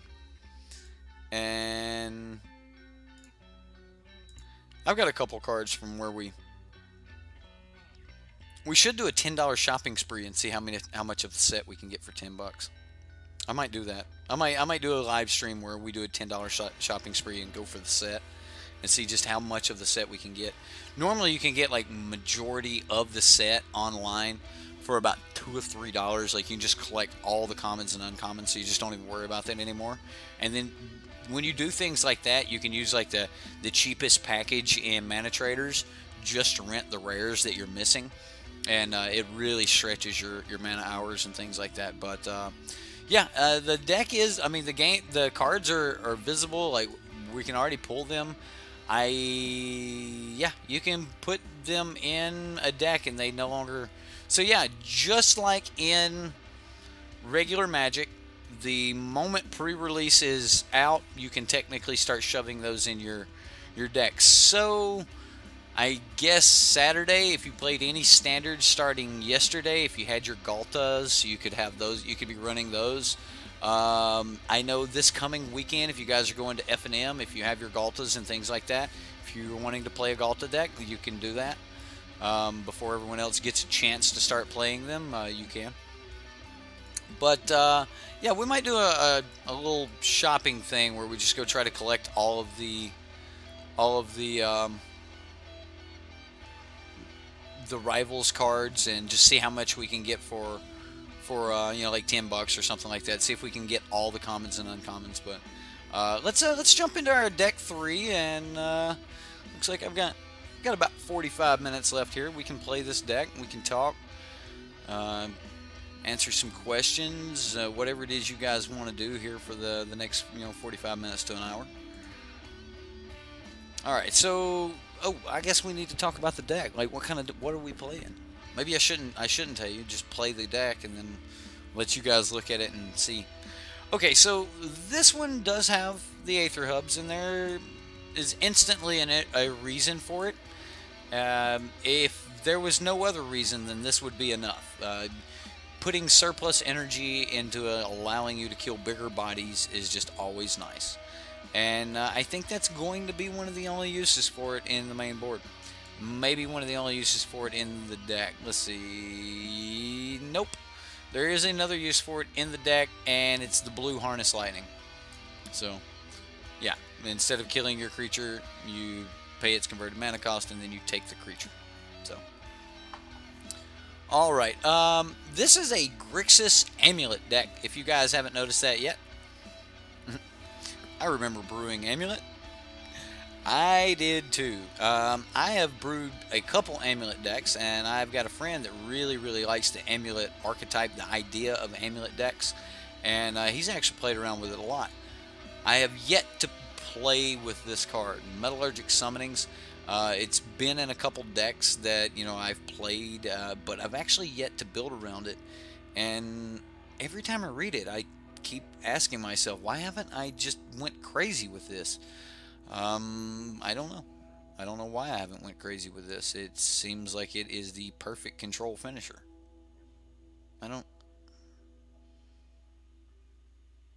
Why haven't I played with this?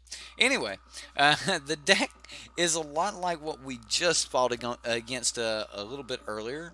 There was no brawls or anything. Brawl's not even in the sideboard on this one. But it does have Torment of Hellfire, Cut to Ribbons, Nicol Bolas, River's Rebuke, Hour of Devastation, of course the Metallurgic Summonings, Glimmer, Primal Amulet, which is the backbone. I subscribe! Blind Scooper, thank you for subscribing, sir. I thank all of you for subscribing. I know that YouTube is not like other, YouTube, if you have absolutely anything blocked on your profile whatsoever, my my bots and things can't pick up and let me know that you have subscribed to the channel and things. On Twitch, it gets absolutely everybody. No one gets missed, but there are tons of people that subscribe daily that the program just never picks up. And you know, I do want to say that to all of you, that if you did subscribe and the notification didn't pop up, or if I missed it somehow, hey, if you just want a shout out and you're a subscriber, say something in chat. I'll give you a shout out. How do you submit decks? Okay, so I don't think we really need to talk much more about this deck. It's got some ops so that it's technically a 56 card deck. Censor for almost the same reason. Disallow to give you a perfect answer for anything. Supreme Will for almost what that said. Only he might need to go find that perfect answer. For the most part, the deck is going to make spells cost less until it can flip the Primal Amulet into a Primal Wellspring. And then from there, after it's used all of its control magic and everything, it's going to cast a Ribbons or a Torment of Hellfire, copying it for lethal. Okay, let's look at the sideboard, then I'll jump into exactly how you guys can post your decks for next week. Now, there's a couple things that I do need to talk to you guys about for next week. So let me finish this talk of the deck and everything, and then I'll do all of that at once, because I'm probably going to come back and throw a link to this next little piece of conversation. Savante, if you're here, my guy, he puts the links in the, you know, so you guys can just click them and skip all the junk me talking. Anyway, we've got a couple duress here, 3 abrades, because, you know, you got to mean it when it comes to God Pharaoh's Gift. You really got to mean it. And Lost Legacy, the first 3 words say choose a non-artifact. So you really got to mean it when it comes to God Pharaoh's Gift. Lost Legacy for pretty much anything else. Help you get rid of those Naya Approach decks that you're going to see all over the place. Yeah, that's not true. Actually, that might be the color that Approach goes. Like that, if that red-white Approach deck gets more love, it will probably become a 3-color deck and probably be something like Naya. I actually could see that happening. Anyway, Vraska's Contempt here, just a good way to deal with absolutely anything except for Bristling Hydra, of course. The Scarab God, the whole point of you having Vraska's Contempt, other than being able to kill a Hazard or something like that. I know we haven't been running into it a lot here lately, but you just can't forget about Hazard. You can't forget about the Scarab God. Yeah, we're going into a whole new world here, but yeah, that is it right there, Andrew. Another thing you can do, and I'll show you in just a moment, but the Scarab God, it's just one of those cards. It's one of the reasons that, you know, Hour of Devastation is good against a Hazard and things like that. But the Scarab God doesn't care about those things. Like you can Scarab God and have Hour of Devastation down, and you're just gonna get your Scarab God back. So you know that's some really good stuff. Dwayne, if you do play it, you need to get some serious reps in, and you're gonna have to make some gambles, man. You're gonna be looking at sheer death. And you're going to have to, like, cast a cast out during combat phase, hoping to get, like, I don't know, some stupid thing over here, but hoping to hit, like, Settle the Wreckage out of the top 4 cards. Like, that's how you have to play that red-white approach. You have to know the deck. You got to feel confident that when I cast this, that is going to be there. I can go to 1 life. I can go to 2 life as long as I can get this Sunbird's Invocation down and just trust in the Sunbird. That's all I've got to say to, like, if you're going to play Red-White Approach, because I played it for a little while. I really love the deck. Sunbird's Invocation was my Ixalan's, like, favorite card. So if you do play it, trust in the approach, or trust in the Sunbird. If you can get it down and live, yeah. Let's kick some butt. You're right. Hour of Devastation, Scarab God lives through it. The other reason for having energy, Confiscation Coup, and then, of course, Torrential Gearhulk. All right, so for everyone that was asking the questions about, all you got to do is go to the actual page, right? And quit. There we go. So if you go to my actual page, the home page there, the bar says submit and vote for decks here. When you click that, it's going to take you over to our subreddit, and straight from here you will be able to post anywhere on the main subreddit, and you can just keep it clean, guys. That's the only rules with the subreddit. You guys can have fun. Let's say like 90%. I was a little rough on Crew Fix in the beginning, so let's say like 90% Magic related.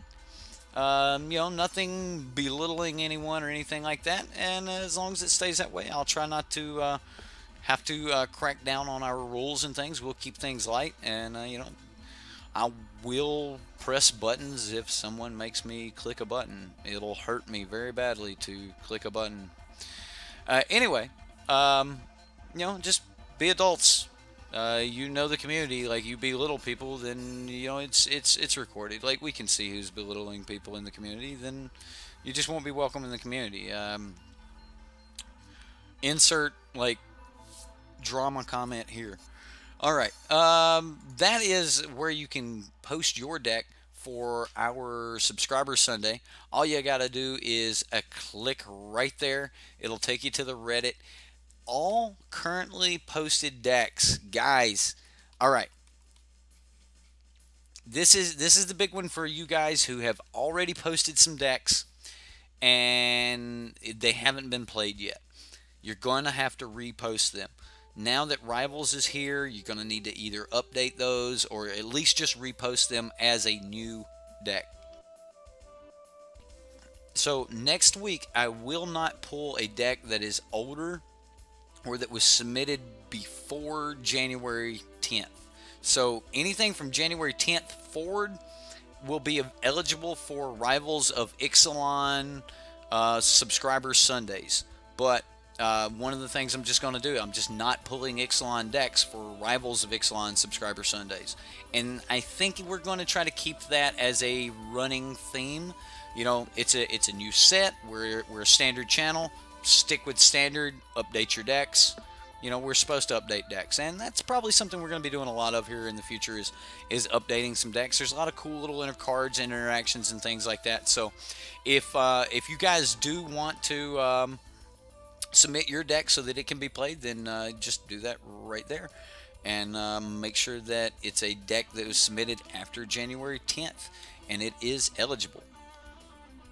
Does it? No, it does not. But if it was submitted before Andrew, like, you could submit Tamer Energy if you want. I doubt the community would vote for it, but they might. You might get downvoted a bunch too. I don't know. But if you post a deck and it's after January 10th, then it is eligible for all rivals of the Ixalan. Like, so if you post one today, it will be eligible up until I call the the end point on the next eligibility for Dominaria. So, like, posting one now and it'll be good all the way until Dominaria. Like, you could technically get it played in any of the subscriber Sundays all the way up till Dominaria. So that's a lot of options for you guys. So wear that Reddit out. Join that Reddit community. Like, I really want to grow that because there's a lot of inspiration coming to a lot of us from your decks. I mean, seriously, guys, it means a lot. I'm going to keep this. I'm going to keep this risky hand here.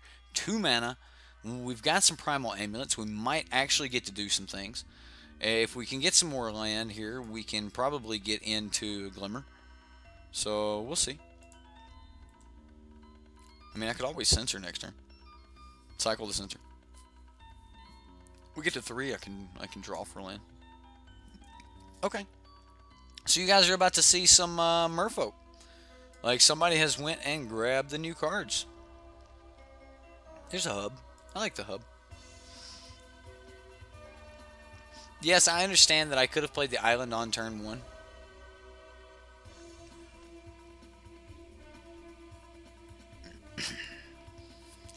Let's see what the opponent has here.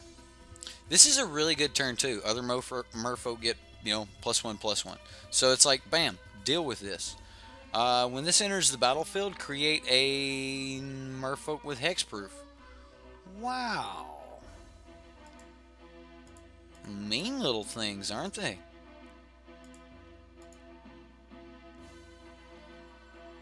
Alright, well, we take 2 here.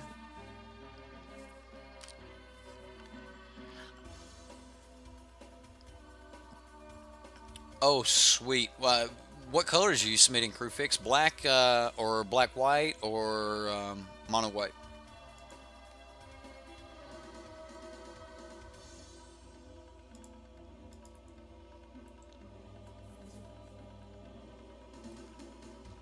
I'm excited about all the tribes. Honestly, I think we should do that. I think next week, I think I'm going to just, for Subscriber Sunday next week, I think I'm going to pick all tribal decks. So, call to action this week. Let's see your take on the Ixalan tribes. Now that we have all the cards, let's see your take on the Ixalan tribes. And we'll play those for Subscriber Sunday next week. The tribe, I may even do a 4-game, and we'll do one of each tribe.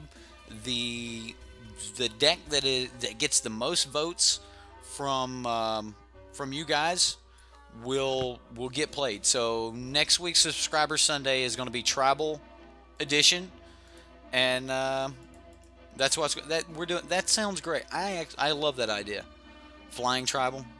Well, you know what? I'm just going to say that it's going to be tribal. So if you can get the votes on a flying tribal deck on Reddit, all yours, buddy. Just you do it. I'm taking this land, even though I kind of want the Supreme Will. I'm going to take the land. Yeah, we'll put them in any order. I should have took the Supreme Will.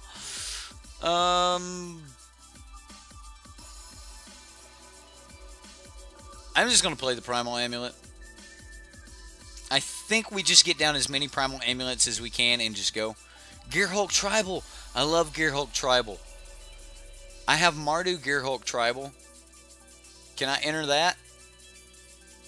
I want to enter that. My Mardu Gearhulk Tribal. That's a good deck. I love that deck. Ay, ay, ay, ay, ay, ay, ay. So we're gonna play a Primal Amulet here again. We do not have red mana, but it doesn't matter. I thought about just going cut right here, just being done with this, but I kind of want to keep the red source. Silvergill at it. Full price for it. I mean, we were doing that modern the other day with the Professor's deck. Feels great, doesn't it? Alright, so next turn we get to Glimmer for 2. We'll probably main phase that because we're really looking for a red source here.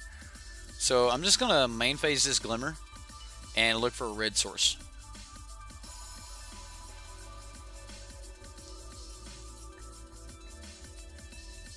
There it is.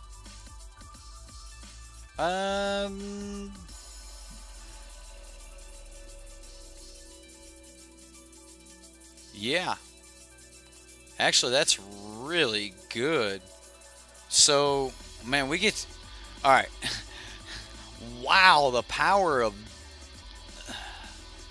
So, I'm just going to Hour of Devastation here. Put a couple more counters on. Wipe his board. I haven't logged into... You guys are going to be like reopening your Reddits just for this. You know what? That's great though. I mean, I didn't use Reddit for the longest time, and you know, my wife got me back into using Reddit, and Reddit's great. Like, it really is. How did I get... Oh yeah, the Glimmer. The Glimmer gave me the additional energy. The Glimmer gave me the energy needed to complete the task at hand. That was a little much, wasn't it? Like, we're holding up Supreme Will here, guys. Like, that is great. 1 mana. Just holding up Supreme Will. Hey, there's a red land. Alright, well. We'll just... What? It came in tapped. We don't have a mountain or a swamp. Kamina... Well, Kamina's a 2/4 by itself. I'm okay with that. Okay, so the main reason I let Kamina live here is because I want to Supreme Will draw a card and then like just burn it. Yeah, because that seems good. I think you should have a video explaining Dex missions, so you can just put that in. Right, this way I just don't have to do it. Like, click the video, it'll show you how to do it. That's actually probably not a bad idea. I could probably make like a 3 or 4 minute video just explaining just that. Like, here's what you're going to need to do. Here's some things that you might run into that might be problems. Ooh, Opt lets us do things now.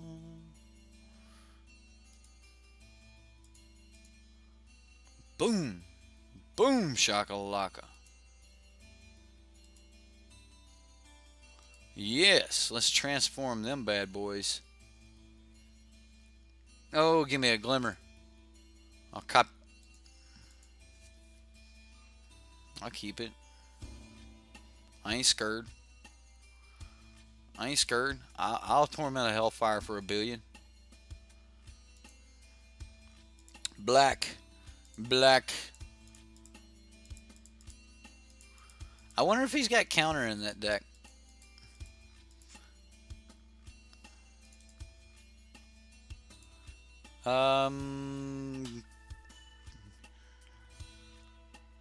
Priority's yours, opponent.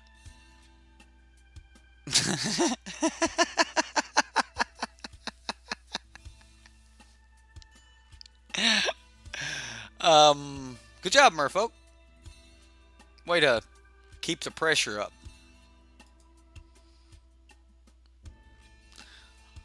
That was brutal. Brutal.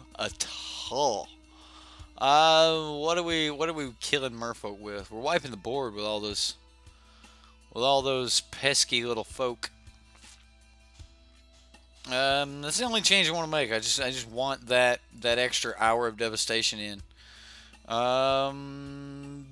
Yeah, I'm not interested in metallurgic. I don't know. Maybe we do. Maybe we are.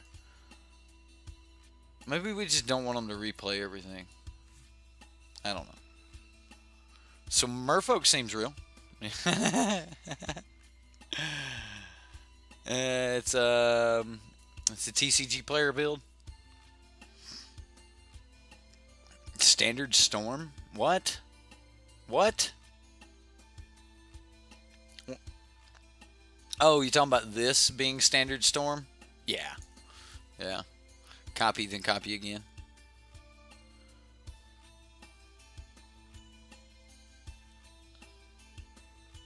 Post. See? Walton, you just posted your deck and people are already looking at it. You're instantly getting feedback on it. There'll be some guys that'll like break it down. Now, I do want everyone to understand. This is one thing that you all need to be really aware of. If you post it on Reddit, expect that you just handed your deck list to your best friends and he's going to tell you how bad your deck is. Like, it could be the perfect deck. Like, I literally did this a few weeks ago. Like, well, I guess it was a month and a half ago when I took the winning deck that Seth Mansfield won Ixalan Pro Tour with and handed it to a buddy of mine. I was playing Mono Black that night. Handed it to a buddy of mine. He went and played it, and he goes, man, this deck's kind of bad. He's like, it's missing things. I was like, you do realize that's the card for card that just won the Pro Tour, right? And he's like, I don't know. It just feels bad. That's kind of the way it works. I have never handed a deck to a friend of mine. We've got no blue mana. Can we make this work with no blue? Sure we can. Sure we can. Faith in this deck. This is Grixis. Grixis is where it's at. Love me some Grixis. Come on. Come on, give me an island. That's not an island. Well, let's go ahead and get this down. We'll pass the turn. Anyway, so, yeah, like, just make sure that you're aware that you guys are going to have your decks ripped apart. Like, the community will be like, you're stupid for playing this or that. And that's kind of what it is. Like,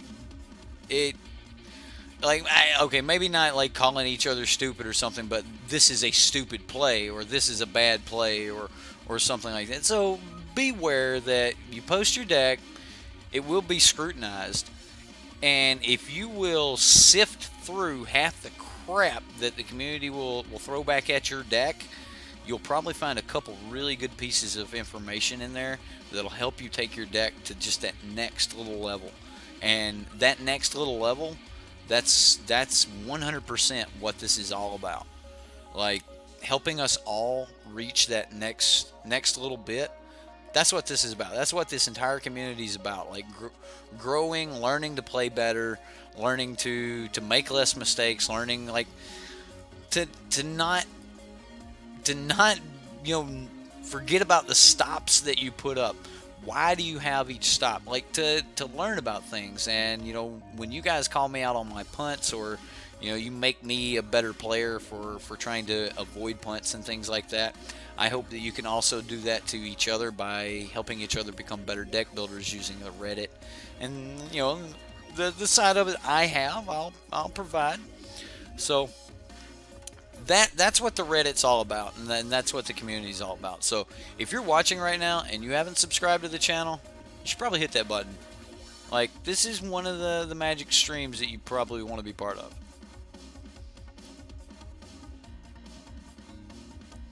Man, I don't know why I kept this hand. Got it.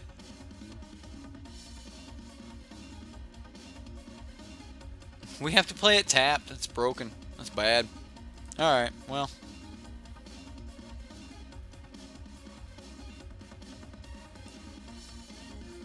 Okay, well, we'll play it and pass, and if he's got a counter for the board wipe, then we're dead.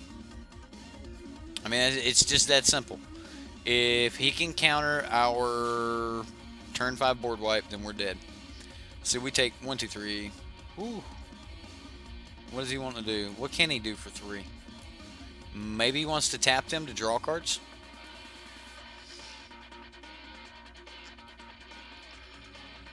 That's bad. Nope, he ain't tapping. He ain't a tapping, friends. Well, I don't need to draw cards. I'm holding everything I need.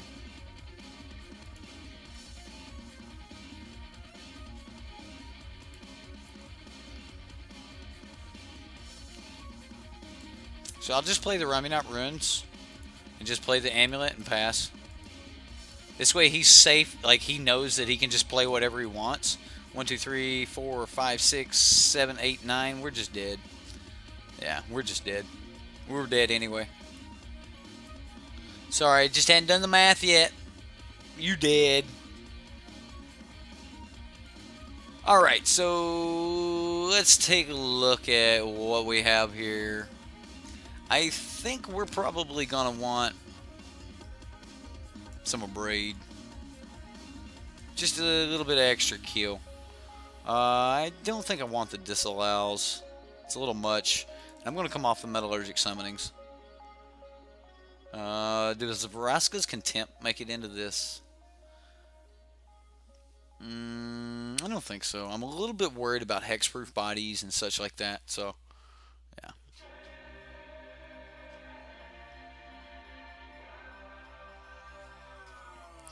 Alright, yes, we would love to go first. Ooh, yeah, I'll keep this. Whoa, like at first I was like, ooh, that's a bad looking at, and then I was like, wait a minute, that looks pretty good.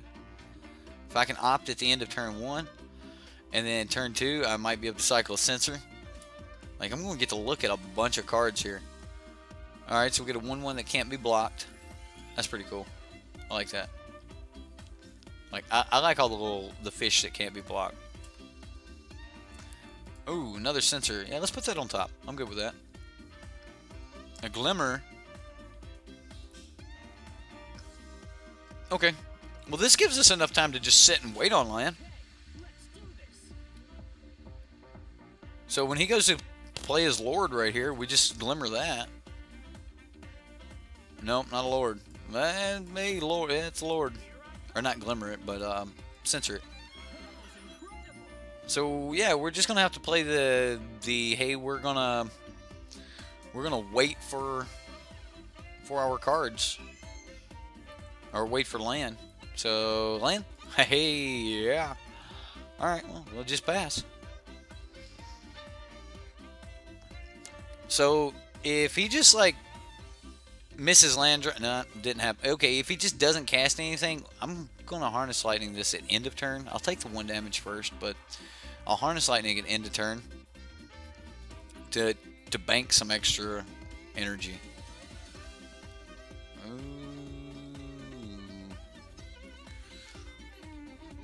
Well, ain't that a thing?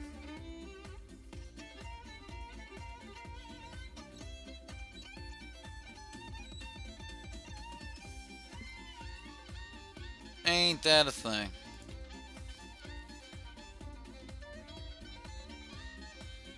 Okay, so I can just kill it. I can just Harness Lightning it. I guess we do it now. It doesn't really bank a lot of extra energy, though.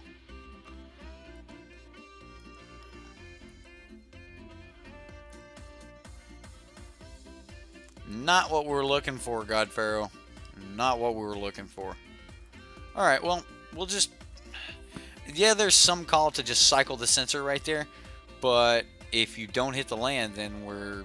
I mean, I'm okay with taking 1 off of this dude. It's just, there's a whole bunch of other things I just don't want to see hit the battlefield. Oh, oh yeah. Do we want the Drowned Catacombs, or we want a red source? Just a plain old mountain looks good to me. All right. Ooh, that's a red source too. Perfect.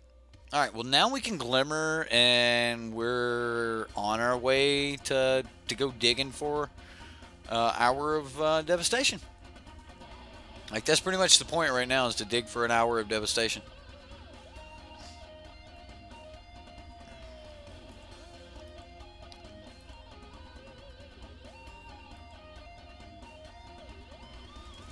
We'll go for the Glimmer.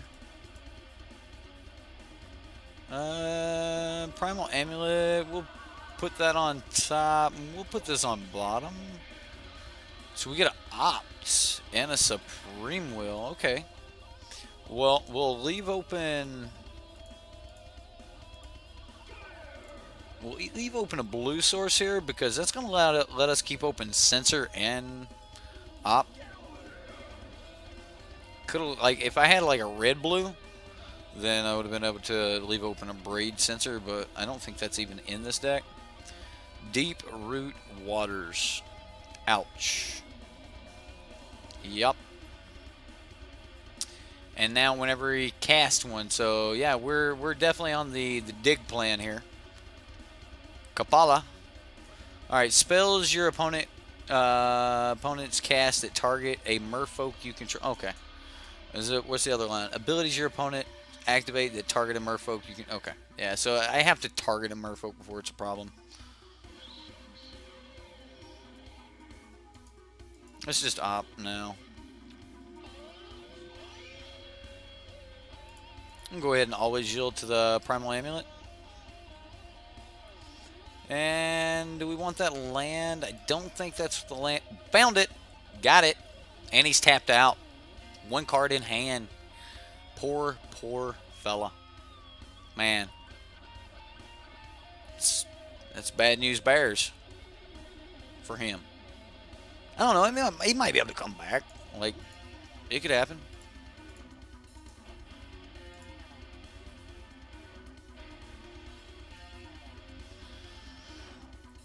Your go, opponent. Isn't that brutal? Doesn't that feel bad? Right? Sure.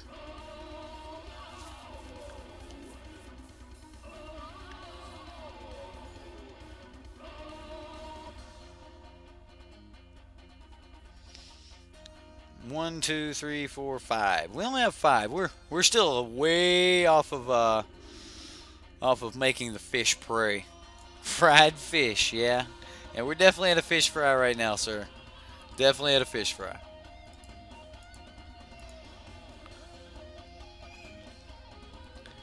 Ooh, another one. And another land. Yeah. So I learned last game that 2 of these is broken. Like, some of these spells should never be allowed to be this cheap. Alright, well.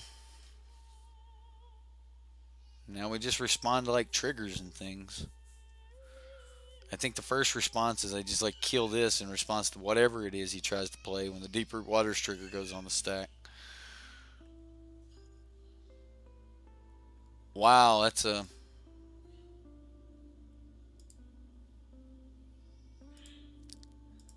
I'm just going to counter that.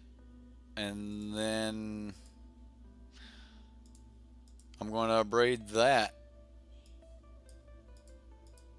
And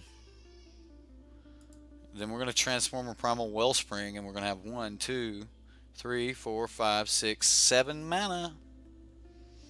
And then at that point, it's probably going to be really, really, really bad for the opponent. Especially since I still have Supreme Will available.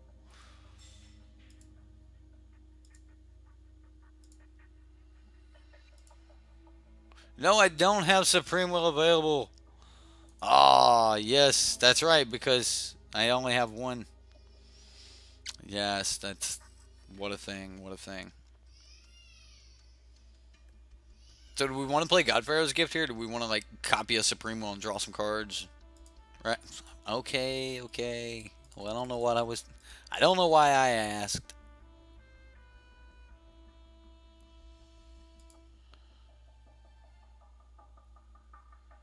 So he's got 0 cards in hand. Let's get a merfolk. Hey, I don't like that. Well, thanks, opponent. Giving me some kind of like counter spell. Do I look like a spells matter deck to you? Primal Amulet. A Silver Gill, another one right off the top like that? Wow. I assumed it was Silver Gill. I didn't think anything else would cost 5 mana. And he drew. You know, so I mean, he's making the little hexproof fellas here. Hexproofing it up. Modern Cheerios. Well, yeah, you guys can post your modern decks and things like that, and I will play modern, you know, once a week. But I don't really have any like. I do go there and look for modern decks to play, so no promises on what gets played or what order or whatever. It's usually, hey, this looks like it'd be a lot of fun in our modern playground. So that's pretty much how they get played.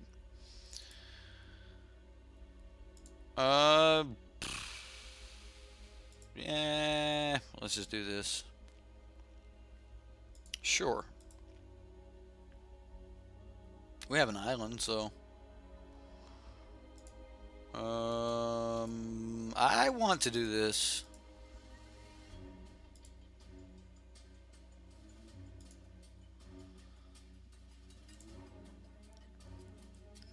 Alright, so we will copy Supreme Will.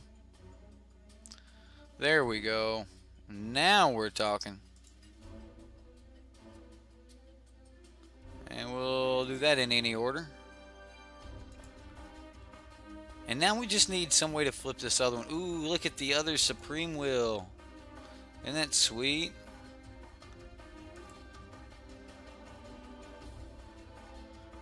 Yeah. That seems good. So next turn we double copy Torment of Hellfire?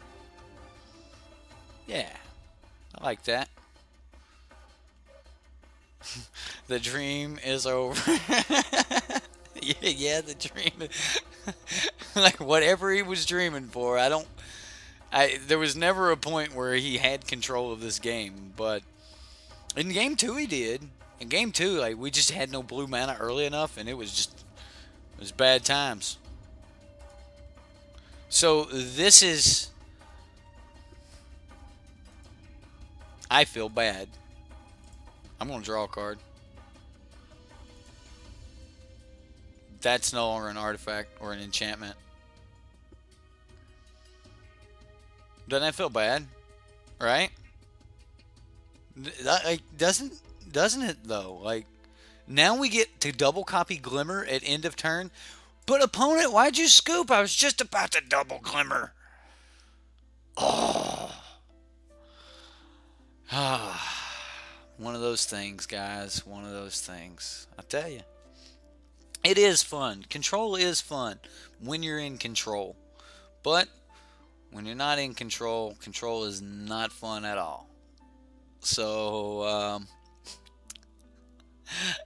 a lot of cool interactions, especially when you start getting Wellsprings on board.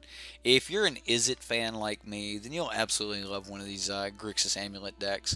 And I think we got a couple new pieces in Rivals that might actually fit into one of these. You'll have to look around, and I think some of you guys will. Right, you just didn't let me win more. Why'd you scoop it up in sheer defeat? But anyway, I think you guys will like some of the new cards, and I think that we've got a lot to build over the next couple months. You know, 2 to 3 months before the meta starts really getting.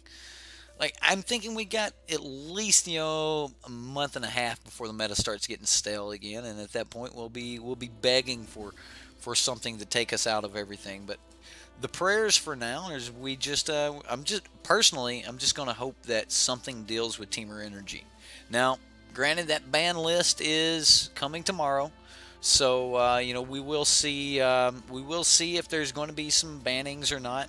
And, you know, I kind of give you guys my idea on that. I think that Wizards could have printed something like a Vampire Hex Mage to deal with Teamer. They could have, you know, printed Vampire Hex Mage or Hex Parasite that could actually target a player and remove counters from a player, and that would have been a good way to deal with Teamer. At least I think it would have. I don't know if it would have been enough, but it would definitely, in conjunction with something like, you know, Solemnity or something like that. Then, what if every 2 counters I removed off of you, I put it on that creature? You know, like that. Every 2 energy I take from you with it, I put a counter on my creature. Yeah, that would work really well. So, 1 and X, pay 1 and X. Remove X counters from target creature. Remove X counter or twice X counters from target player. Put X counters on creature. I think that's how that would be worded. Yeah, they could have done that without breaking the format. So they could have easily built something.